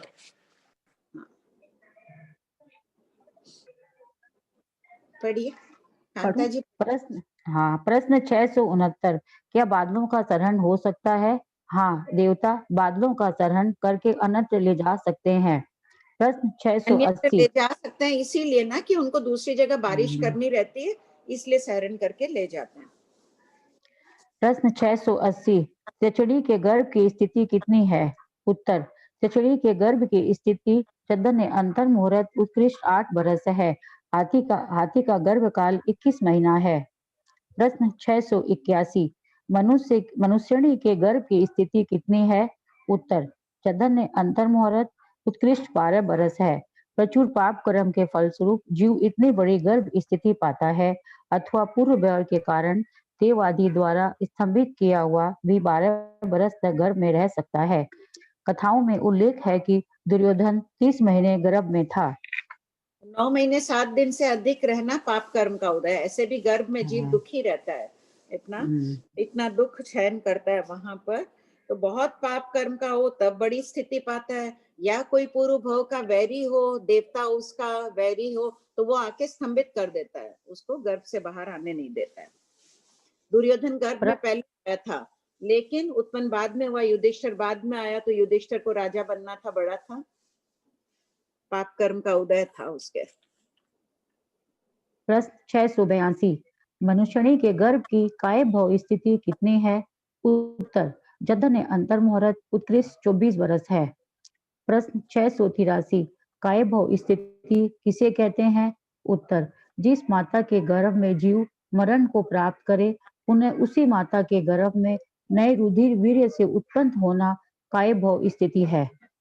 प्रश्न 684, मनुष्यणी की जधन्य एवं उत्कृष्ट काय भव स्थिति किस प्रकार घटित होती है? उत्तर, पहला, कोई पापी जीव गर्भ में अंतर मुहूर्त रहकर काल करके पुनः उसी गर्भ में उत्पन्न होकर अंतर मुहूर्त रहकर काल करे, इस अपेक्षा से जधन्य अंतर मुहूर्त की काय भव स्थिति होती है। नंबर 2, कोई पापी जीव गर्भ में 12 बरस रहकर काल करके पुनः नए वीर्य एवं रज से उसी गर्भ में उत्पन्न होकर 12 बरस रहे, इस अपेक्षा से 24 वर्ष की उत्कृष्ट काय भव स्थिति होती है। हो गया ये क्लियर है सबके? कोई पापी जीव होगा वही लंबे काल तक गर्भ में रहेगा, कोई जीव हुआ अंतर मुहूर्त तक रहा, वहीं मर गया और पुनः उसी गर्भ में उत्पन्न हो गया वापस अंतर मुहूर्त, और उसकी जगह अंतर मुहूर्त की बताई गई है। कोई रहा 12 वर्ष तक रहा, मर जाता है वहां, और फिर वापस योनि तो स्त्री की सचित वापस होगी तभी उत्पन्न होगा। संयोग भी ऐसा हो जाता है कि माता पिता के वीर्य से रज से वो योनि सचित हुई हुई रहती है, उसी समय वो मरकर उसमें उत्पन्न हो जाता है। तो इस प्रकार एक ही माता के गर्भ में जीव 24 वर्ष तक रह सकता है। प्रश्न 685, भंते, मनुष्यणी और तिर्यचणी की योनि में वीर्य कितने काल तक योनिभूत रहता है? उत्तर, गौतम, जधन्य अंतर मुहूर्त उत्कृष्ट 12 मुहूर्त तक योनिभूत रहता है, अर्थात उस वीर्य में उत्कृष्ट 12 मुहूर्त तक संतानोत्पादक शक्ति रहती है। 12 मुहूर्त लगभग 9 घंटा 36 मिनट। प्रश्न 686, योनिभूत किसे कहते हैं? उत्तर, वीर्य में ऐसी शक्ति विद्यमान रहे कि जीव उसमें उत्पन्न हो सके, उसे योनिभूत कहते हैं। भूत अवस्था। प्रश्न 687, मनुष्य में संतानोत्पादक शक्ति कब तक रहती है? उत्तर, पहला, 100 वर्ष की आयु के अनुसार स्त्री की 55 वर्ष में गर्भ धारण करने की क्षमता नष्ट हो जाती है और पुरुष 75 वर्ष में अबीज बनते हैं, अर्थात गर्भ उत्पत्ति के अयोग्य हो जाते हैं। दूसरा, 200 वर्ष से करोड़ पूर्व की आयु की स्त्रियां अपने आयु के अर्ध भाग तक गर्भ धारण कर सकती है और पुरुष अपनी आयु के 20वें भाग में अबीज हो जाते हैं।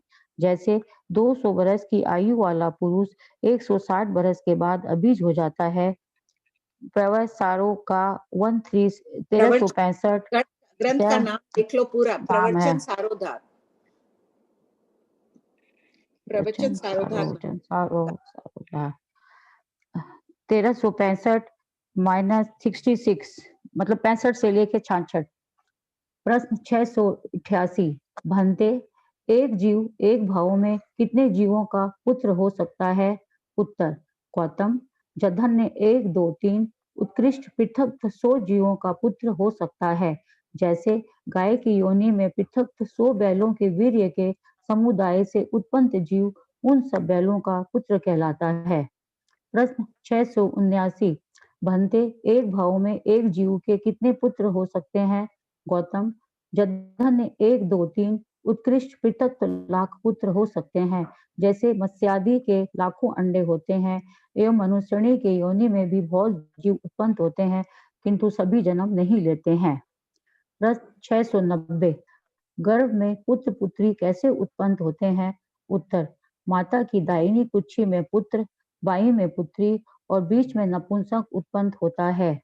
ओज अर्थात रुधिर अल्प तथा वीर्य अधिक हो तो पुत्र, ओज अधिक तथा वीर्य अल्प हो तो पुत्री और दोनों बराबर हो तो नपुंसक उत्पन्न होता है।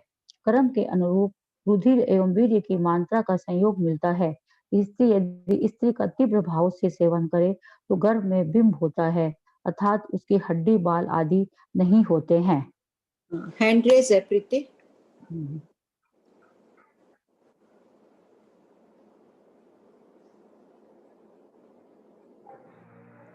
आंटी ये जो आपने बोला था ना कि व्रज स्वामी जो आचार्य भगवान थे, उन्होंने एक लाइन गौतम स्वामी भगवान से पूर्व भाव में ली थी और उसी को रिपीट करते थे। आंटी वो लाइन कौन सी थी और कहाँ से थी आंटी वो? वज्र उत्तराध्ययन सूत्र के चूर्णी में ये बात मिली है। कंड्रिक अध्ययन का अध्ययन वो रोज 500 बार करते थे और गाथा उन्होंने गौतम स्वामी से ली थे। उत्तराध्ययन सूत्र की चूर्णी में चूर्णी में। और वो और उसमें वो जो गाथा कौन सी थी आंटी?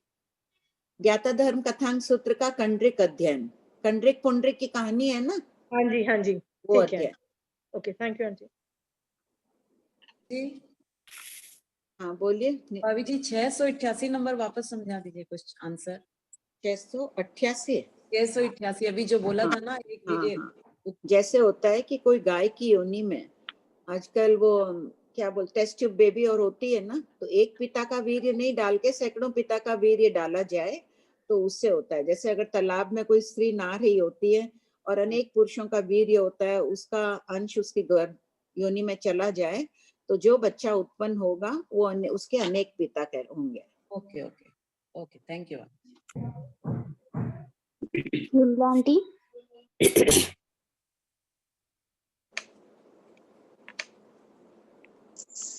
विमला आंटी। हेलो। हाँ हेलो आंटी। हाँ हेलो जय जिनेंद्र सर। वो आपने जो बताया 30 बरस गर्भकाल में रह सकता है जी, वो किसे? 24 वर्ष रह सकता है वो। हाँ 24 वर्ष भी है और इधर 12 वर्ष तक एक रह सकता है, अधिक से अधिक 12 वर्ष तक जीव माता के गर्भ में रह सकता है। और कोई जीव होता है 12 वर्ष रह के काल कर जाए, मर जाए और वापस 12 बरस तक वो 12 वर्ष तक कौन सा जीव रहा, नाम अपने पास उपलब्ध नहीं। सिद्धांत उपलब्ध है कि 12 वर्ष तक रह सकता है। भाभी जी। हाँ भाभी जी अभी जो बताए क्वेश्चन नंबर 688 के अनुसार तब तो कोई श्राविका और को माने ये स्विमिंग या नदी तालाब में फिर नहीं प्रवेश करना चाहिए, नहीं नहाना चाहिए, या जो भी जाते हैं एक मना करते हैं। ठीक है भाभी जी।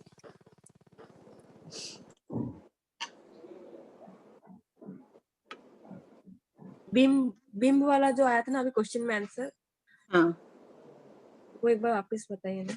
अगर स्त्री के साथ ही भोग करे तो उसके भी गर्भ धारण कर लेती है, लेकिन उसके हड्डी आदि कुछ नहीं होगा, बिंब होगा। एक कथा आती है ना कि राजा ने अपनी राजकुमारी को देश निकाला दे दिया, ये वो उसकी पहचान फिर ये हो जाती है कि उसकी हड्डी और नहीं होती है, उस बच्चे के बिना हड्डी का बच्चा होता है, बाल नहीं होते हैं, हड्डी नहीं होती है। जैसे बोलते हैं ना माता का मतलब रज और पिता का वीर्य, अगर स्त्री स्त्री का सेवन करे तो पिता का वीर्य वाला पोर्शन मिसिंग रहेगा उसमें।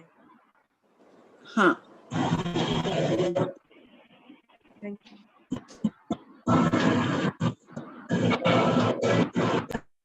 निरुपमा जी, रत्ना जी। हेलो। हाँ बोलिए निरुपमा जी। दीदी ना जय जिनेन्द्र 680 क्वेश्चन में आया है तिरंजनी के गर्भ की स्थिति, तो जगन अंतर्मुख उत्कृष्ट 8 वर्ष, तो 8 वर्ष क्या वो अकर्म भूमि के तिरंज की अपेक्षा से है क्या? नहीं।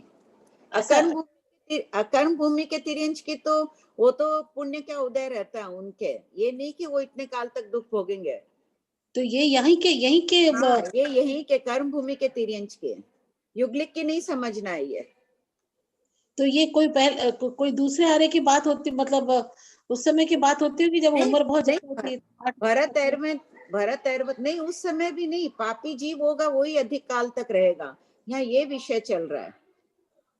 अच्छा, तो इसी अपेक्षा से है, इसी अपेक्षा से, जैसे अभी अपने को पता है हाथी का गर्भ काल 21 महीना है, बाकी तो हर एक तिरंज का अपने को पता नहीं है। जो बॉटनी और पढ़े हैं, जान रहे हैं इन सब के विषय में, उनको ज्यादा पता होगा किसका कितना गर्भ काल होता है, कुत्ते का कितना, कुत्तिया का कितना होता है, उसका कितना होता है। लेकिन ये तो पाप कर्म के उदय से लंबे काल तक रह रही है। अच्छा, तो इसी अपेक्षा से 24 वर्ष 12 वर्ष या जो 30 महीने का गर्भ, इसी विषय से बताया गया। ये पाप कर्म के उदय वाले की बात है। ठीक है, thank you so much. Hello. हाँ रत्ना जी।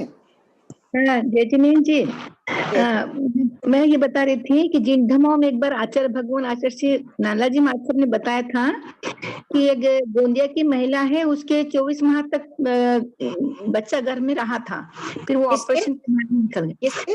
गोंदिया ने महाराष्ट्र में गोंदिया, वहां का जिक्र किया था कि इसके 24 माह तक गर्भ में बच्चा रहा, फिर वो डॉक्टर ने ऑपरेशन करके वो गोला पूरा निकाला। अच्छा। हाँ, तो वो मुझे याद आ गया, आप पढ़ा रहे थे तो लंबा रहा तो उस बच्चे का तो पुण्य का उदय नहीं था ना? नहीं, पुण्य का उदय तो होगा ही नहीं ना। हाँ वही है पुण्य का, मतलब निकला ऐसा, मतलब 24 माह तक किसी को भेजा है कि गुरुदेव ने जिक्र किया है जिन धमों में इसका। हाँ ठीक है, बाकी बहुत अच्छा है। जी नेक्स्ट क्लास में आप पढ़ेंगे रत्ना जी? हाँ मैं बिल्कुल ले रही हूँ, आपकी क्लास रोज ले रही हूँ। नहीं, आप रीडिंग करेंगी? किताब है? हाँ जी, किताब है आपके पास? हाँ मेरे पास किताब है, मेरे पास किताब है, मैं बराबर पढ़ रही हूँ। नेक्स्ट क्लास में आपका नाम लिखवा। हाँ बिल्कुल ठीक, हाँ लिखवा लो आप, पढ़ूंगी। हाँ प्रतिभा जी। हाँ भाभी जी, ये जो 689 क्वेश्चन है ना, उसका प्रश्न था कि एक भाव में जीव के कितने पुत्र हो सकते हैं, और जो आंसर आया ना उसमें ब्रैकेट में जो आंसर है, जैसे मत्स्य आदि के लाखों अंडे होते हैं, तो वो तो एक बार की बात हो रही है ना, मतलब एग्जाम्पल जो आ रहा है वो तो एक बार की बात हो रही है। वही कह रही हूँ कि यहाँ मैंने उदाहरण दे दिया, मनुष्य का नहीं था कि भाई कैसे हो सकते हैं पृथक लाख, तो देखो मछली के तो एक ही बार में लाखों अंडे हो जा रहे हैं, ये तो साइंस भी अभी प्रूव कर रहा है, इसलिए ये उदाहरण लिख दिया, नहीं तो हमेशा मन में आता था कैसे हो सकते हैं। अच्छा, वैसे एग्जाम्पल से आपने बताया कि इस तरह से मनुष्य ने कभी हो सकता है। हाँ। तो क्वेश्चन में आपने एक भाव में फिर क्यों भाभी जी, क्वेश्चन फिर एक भाव का ही रहेगा क्या? नहीं, एक भाव का ही रहेगा, मनुष्य के एक भाव में लाखों जीव नहीं आके उत्पन्न होंगे। नहीं वो तो है ही है, मनुष्य के पूरे भाव में अनेक रानियां भी होती है, सब गिने जाएंगे ना, वो उसके ही मनुष्य के गिने जाएंगे। लेकिन अपने को आप आंसर में तो आप हम लोग को यही समझाना चाह रहे हैं ना कि एक बार में इतने हो सकते हैं। नहीं, मैं एक भाव का बताना चाह रही हूँ, उदाहरण तो मैंने दिया कि उनके तो एक लाखों अंडे हो जाते हैं, एक तिरंज का उदाहरण दे दिया ऐसे कि कोई आश्चर्य की बात नहीं है, तिरंज के तो एक ही बार में लाखों हो जाते हैं। अच्छा, तो मनुष्य के एक भाव में इतने हो सकते हैं। हाँ, तो क्या बड़ी बात है। हाँ ठीक, बोलिए निर्मला जी। निर्मला जी उनकी unmute वॉइस हो- नहीं आ रही है। हाँ, वो अनम्यूट नहीं हो पा रही है। हाँ, ठीक है, पढ़िए कांता जी। बाल पंडित आदि का आयु बंध, शतक 1 उद्देशक 8 पूर्वापर संबंध। गर्भ और जन्म आयु बंध के बिना नहीं होता है, इसलिए आयु का वर्णन किया जा रहा है। प्रश्न 691, एकांत बाल जीव किस गति का आयुष्य बांधता है? उत्तर, चारों गति का आयुष्य बांधता है। आयु बंध के कारण अलग अलग होते हैं। पहला, जो महारंभी महापरिग्रही आदि होते हैं वे नरका आयु। नंबर 2, जो झूठ बोलते हैं माया आदि करते हैं वे तिरछ आयु। नंबर 3, जो भद्रिक विनयवान आदि होते हैं वे मनुष्य आयु। और 4, जो अकाम निद्रा आदि करते हैं वे देव आयु का बंध करते हैं। प्रश्न 692, बाल के साथ एकांत पद का प्रयोग क्यों किया गया है? उत्तर, टीका में उल्लेख है कि मिश्रण का व्यवच्छेद करने के लिए एकांत पद का प्रयोग किया गया है। बाल और पंडित दोनों का मिश्रण बाल पंडित है। बाल किसे प्रश्न कहा जा रहा है? जो व्रत पचकांड नहीं ले रहा बाल, नहीं ये लेते विषय। हैं। और पंडित जितने अंशों में त्यागी है उतने अंशों में पंडित है। अपन बाल पंडित है, कुछ न कुछ तो त्याग है ही, उतने अंशों में पंडित है। प्रश्न 693, बाल जीवों के आयु बंध का वर्णन कीजिए। नंबर 1, पहले उत्तर नंबर 1, पहले गुण स्थान वाले चारों गति का आयु बंद करते हैं। नंबर 2, दूसरे गुण स्थान में नरक आयु को छोड़कर 3 आयु का बंध होता है। नंबर 3, तीसरे गुण स्थान वाले था सम्यक मिथ्यादृष्टि आयु बंद नहीं करते। और चौथे गुण स्थान वाले 2 गति का बंद करते हैं। चौथे गुण स्थान वाले नैरिक देवता मनुष्य आयु का और मनुष्य एवं तिर्यच वैमानिक आयु का बंद करते हैं। प्रश्न 694, एकांत पंडित कौन सी गति का आयु बंद करता है? ये मैंने उत्तर, लिखा ना चौथे गुण स्थान में। ये मैंने भगवती सूत्र चल रहा था तो भगवती सूत्र के आधार से वैमानिक आयु का बंद कर दिए। सुख विपाक चलेगा तब उस हिसाब से कर देंगे कि मनुष्य आयु का भी बंद कर रहे हैं। प्रश्न 694, एकांत पंडित कौन सी गति का आयु बंद करता है? उत्तर, एकांत पंडित कदाचित आयु बांधता है, कदाचित नहीं बांधता है। यदि बांधे तो वैमानिक देव की और न बांधे तो अंत क्रिया करके मोक्ष जाता है। पंडित में गुण स्थान 6 से 14 है। छठे गुण स्थान वाला ही आयु बंद करता है। छठे गुण स्थान में आयु का बंद प्रारंभ किया हुआ 7वें गुण स्थान में जाकर पूर्ण बंद कर सकता है। प्रश्न 695, पंडित के साथ एकांत पद का प्रयोग क्यों किया गया है? उत्तर, मनुष्य ही पंडित अर्थात साधु होता है, इसलिए पंडित के साथ एकांत पद का प्रयोग किया गया है। प्रश्न 696, बाल पंडित जीव सिर्फ देवायु का ही बंद क्यों करता है? उत्तर, बाल पंडित जीव तथा रूप के श्रवण महान आदि से धार्मिक वचन सुनकर देश से प्रत्याख्यान करता है। सम्यक और त्याग के प्रताप से देव आयु का ही बंद करता है। मृग आदि से लगने वाली क्रिया, शतक 1 उद्देशक 8 पूर्वापर संबंध। आयु बंधक को क्रिया लगती है, अतः क्रिया का वर्णन किया जा रहा है। प्रश्न 697, कच्छ या वन आदि में मृग को मारने के लिए जाल फैलाता है, उससे मृग को बांधता है और मारता है, तब उसे कितनी क्रिया लगती है? उत्तर, जाल फैलाता है तब एक कायिकी शरीर की चेष्टा से अर्थात जाल फैलाने से। नंबर 2, अधिकरणी की जाल रूपी अधिकरण अर्थात शस्त्र से। 3, प्रादेशिकी मृगों के प्रति दुष्ट भाव से। 4, जब मृग को बांधता है तब परितापिनी की अर्थात पीड़ा सहित 4 क्रियाएं लगती है। 5, जब मारता है तब प्राणातिपात सहित 5 क्रियाएं लगती है। देखो, जैन दर्शन में प्राणीवध से कोई क्रिया नहीं कहा है यहाँ, सिर्फ बल्कि हिंसा की पूर्व प्रवृत्ति को भी क्रिया का हिंसा मानते हैं। काई की है, सिर्फ जाल फैला रहा है उससे भी उसको क्रिया लग रही है, कर्म बंधन हो रहा है, हिंसा की प्रवृत्ति हो रही है, इसलिए। हाँ, प्रश्न 698, हैंड रेस है।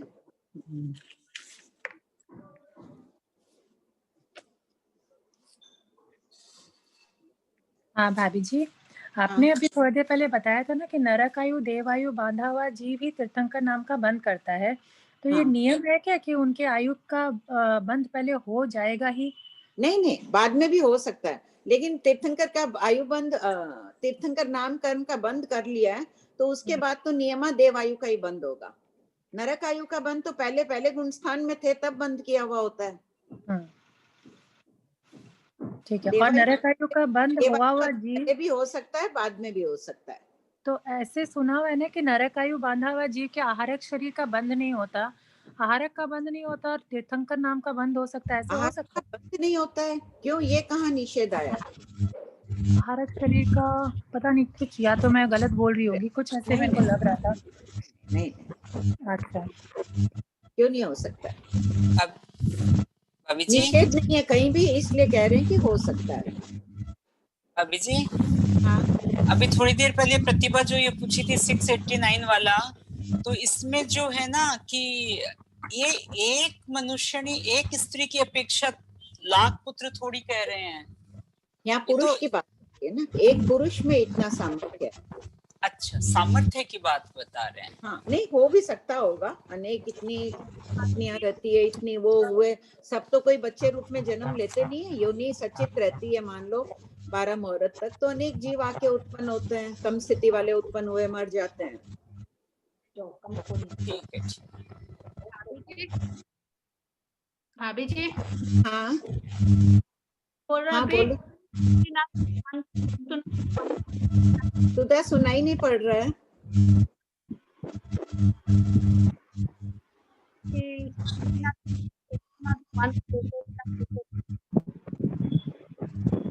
सुनाई नहीं पड़ रहा है? नम्रता जी, जिनेंद्र जय जिनेंद्र। क्वेश्चन पूछना था कि वीरेंद्र श्रावक जो होती है कि आगति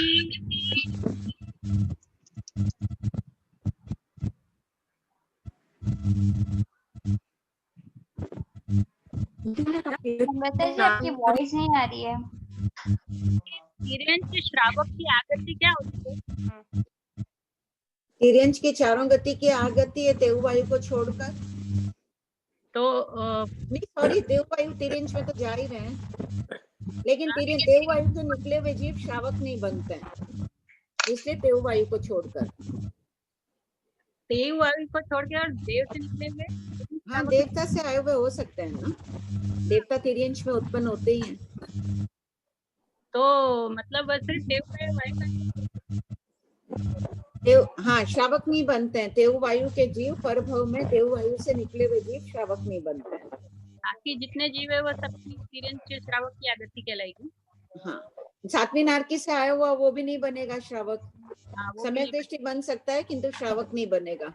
छठवीं नारकी तक के बाकी देवता में पूरे होंगे 198।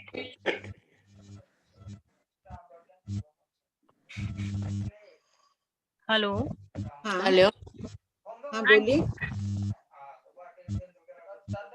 नम्रता जी, देवता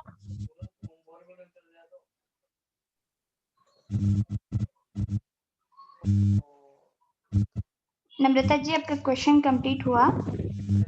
सुनाई नहीं पड़ा वो क्या बोले? आंटी उन्होंने देवता के पूछा, 198 हाँ हाँ क्या पूछा उन्होंने? 198 देवता नहीं के भी आएगा। हो सकते हैं। 78 विमान के देव तिर्यंच में आ सकते हैं, नहीं आएंगे ना? नहीं आते हैं। हाँ, बाकी के देवता आ सकते हैं ना? हाँ, नवग्रवेक से भी नहीं, 9वें देवलोक से ऊपर के नहीं आते हैं ना तिर्यंच में। अच्छा, 8वें देवलोक तक के आते हैं। गति आगति का थोपड़ा है ना, एक बार ठीक से पढ़ लीजिएगा। ठीक है आंटी। प्रतिभा जी कोठारी। हाँ प्रणाम जय जिनेंद्र।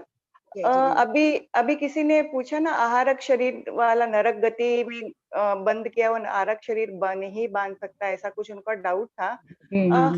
हमने अभी सत्ता स्थान में ऐसे पढ़ा है, आहारक शरीर और जिन नाम, ये दोनों जो बांधा हुआ जीव नरक गति में नहीं जाता है, ऐसा। हाँ, दोनों के अगर बांधा हुआ हो एक साथ, हाँ तो हाँ नहीं, उन्होंने नरक में जाने का नहीं पूछा, उन्होंने पूछा शरीर नहीं बना सकता है, कुछ ऐसे था।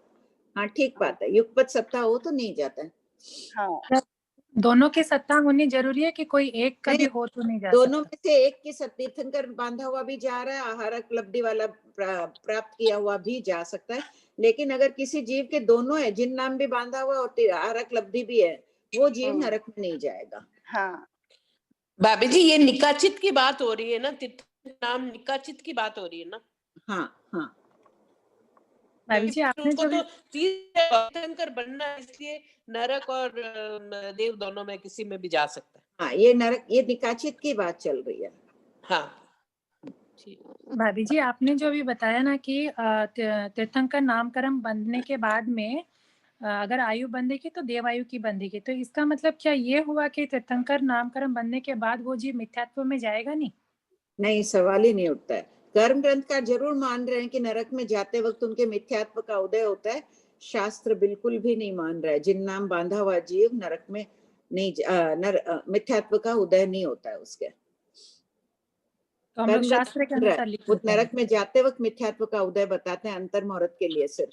यहाँ अंतर मुहूर्त पहले और वहां अंतर मुहूर्त बाद तक, लेकिन शास्त्र निषेध करता है।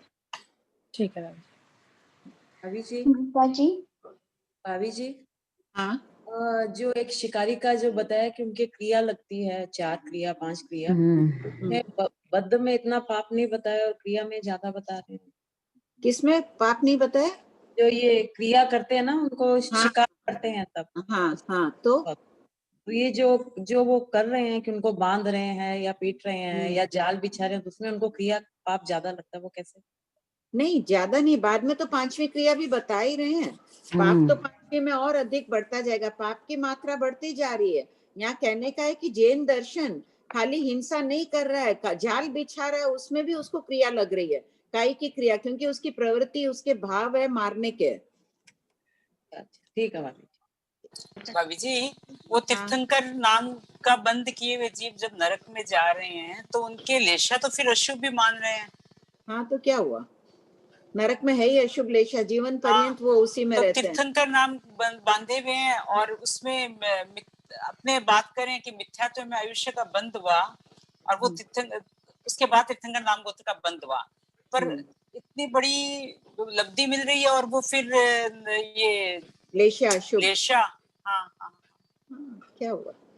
आरक शरीर योग शुभ, लेशा अशुभ में भी तो बनाते हैं, कृष्ण लेशी भी तो बनाते हैं। आरक शरीर और इसका तो बहुत बड़ा डिफरेंस हो गया ना। तो कर्म बांधे हैं उन्होंने, ऐसा भोगना ही पड़ता है उनको भी। स्वयं कृत कर्म स्वयं भोक्तव्यम, अपने आप उन्हीं कर्मों को है, तो उनको बांधे थे तो जाना ही पड़ रहा है। ठीक है। हाँ बोलो सुधा जी। भाभी जी हाँ वो है ना, वर्धन में देखे ना, शांतिनाथ भगवान के और कुंथुनाथ भगवान के 1,50,00,000 पुत्र थे। नहीं, वो बात मान नहीं रहे हैं। कोई महाराज एक बार बोले प्रमाणिक नहीं है, आ रहा है उन तीनों चक्रवर्तियों की इतनी बड़ी संख्या की, 24 तीर्थंकरों के 4 करोड़ वो कुछ भजनों में आ रहे हैं ना। पुत्र संख्या बता रहे हैं, वो महाराज मना किया। अच्छा, और भाभी जी एक है ना 687 प्रश्न जो है 687, उसमें जो लिखा हुआ है ना कि अपनी आयु के पुरुष अपनी आयु के 20वें भाग में अबीज हो जाते हैं। 120वां है 20वां, हाँ 20वां आयु का 20वां भाग। 200 वर्ष वाले के आयु के नहीं, आयु का 20वां भाग शेष रहते हैं, बीज हो जाते हैं। हाँ, उस लाइन को ठीक कर लो। आयु का 20वां भाग, 20वें भाग में नहीं, 20वां भाग शेष रहते हैं। अच्छा, शेष रहते लिखना होगा ना। हाँ शेष रहते हैं। ठीक है भाभी जी, प्रणाम भाभी जी। बहुत ध्यान से पढ़ती है।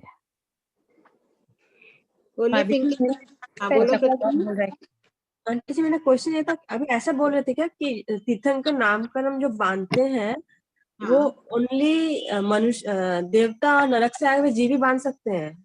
नहीं, बांध के जाने वाले तीर्थंकर बनते हैं वो देवता और नरक से ही आते हैं, बांधने वाले मनुष्य ही होते हैं। अच्छा, जब मतलब उनका पहला भाव देवता और नरक का ही हुआ है। हाँ। अच्छा, और आंटी जी एक और क्वेश्चन था, ये जो चौथे कुल स्थान वाले मनुष्य, वो मनुष्य गति में मनुष्य आयु और तिर्यंच आयु बांध सकते हैं? चौथे गुणस्थान वाले वैमानिक आयु बांधते हैं। चौथे गुणस्थान वाले अगर नैरिक और देवता होते हैं तो वो कहाँ की आयु बंद करेंगे? नहीं, नैरिक और देवता, चौथे नैरिक और देवता मनुष्य आयु का ही करेंगे। मनुष्य आयु का। और अगर मनुष्य होता है तो और मनुष्य और तिर्यंच वैमानिक आयुष का बंध करते वैमानिक हैं। आयु देखिए का। 93 में जैसे श्री कृष्ण भगवान वो तो चौथे गुण स्थान वाले थे। हाँ, उन्होंने But- पहले नरक आयु का बंद कर लिया था, तो नरक में पहले गए। कर लिया था। हाँ, सैनिक महाराज भी चौथे गुण स्थान वाले थे, पहले बंद कर लिया था नरक आयु। तो सुबाहु कुमार का भी हम लोग ऐसा समझ सकते हैं क्या कि उन्होंने आयु पहले ही बांध ली थी, सम्यक तो नहीं, बाद में आया? नहीं, शास्त्र में एकदम स्पष्ट दिया है, सम्यक तो आई, आयु बंद किया। अब देखें इस विषय में गुरुदेव का क्या निर्णय रहता है, पता चलता है थोड़े दिनों में, शायद कुछ खोज हो रही है। प्रतिभा जी, हाँ भाभी जी, मैं पूछ रही थी, आप जो मतलब जो तीर्थंकर नामकरण बांध लिए हैं उनका तो क्या मतलब ये फिर एकदम ऐसे मैथमेटिक कैलकुलेशन बैठा हुआ रहेगा क्या कि भाई वो क्षपशम समकेति की स्थिति अभी तक बाकी है? क्योंकि अगर 66 सागर की स्थिति मान लीजिए उसकी पूर्ण होने वाली हो, तब तो फिर बीच में मिथ्यात्व का उदय बांधेगा हो ही जाएगा। नहीं, तब बांधेगा ही नहीं ना तीर्थंकर नाम अच्छा, कर्म। उसके अगर तो तीसरे भाव सागर में, से हाँ पार हाँ, बाकी सॉरी है तो सॉरी, आ बांधेगा गया। हाँ ना। ठीक है, हाँ, उतना लंबा उसका मतलब भाव रहेगा ही नहीं उसका तो। जय जिनेंद्र। जय सब कोई जिनेंद्र। बहुत पढ़ना, अज्ञान दशा में उपार्जित कर्मों को ज्ञान से क्षय करना। जय जिनेंद्र।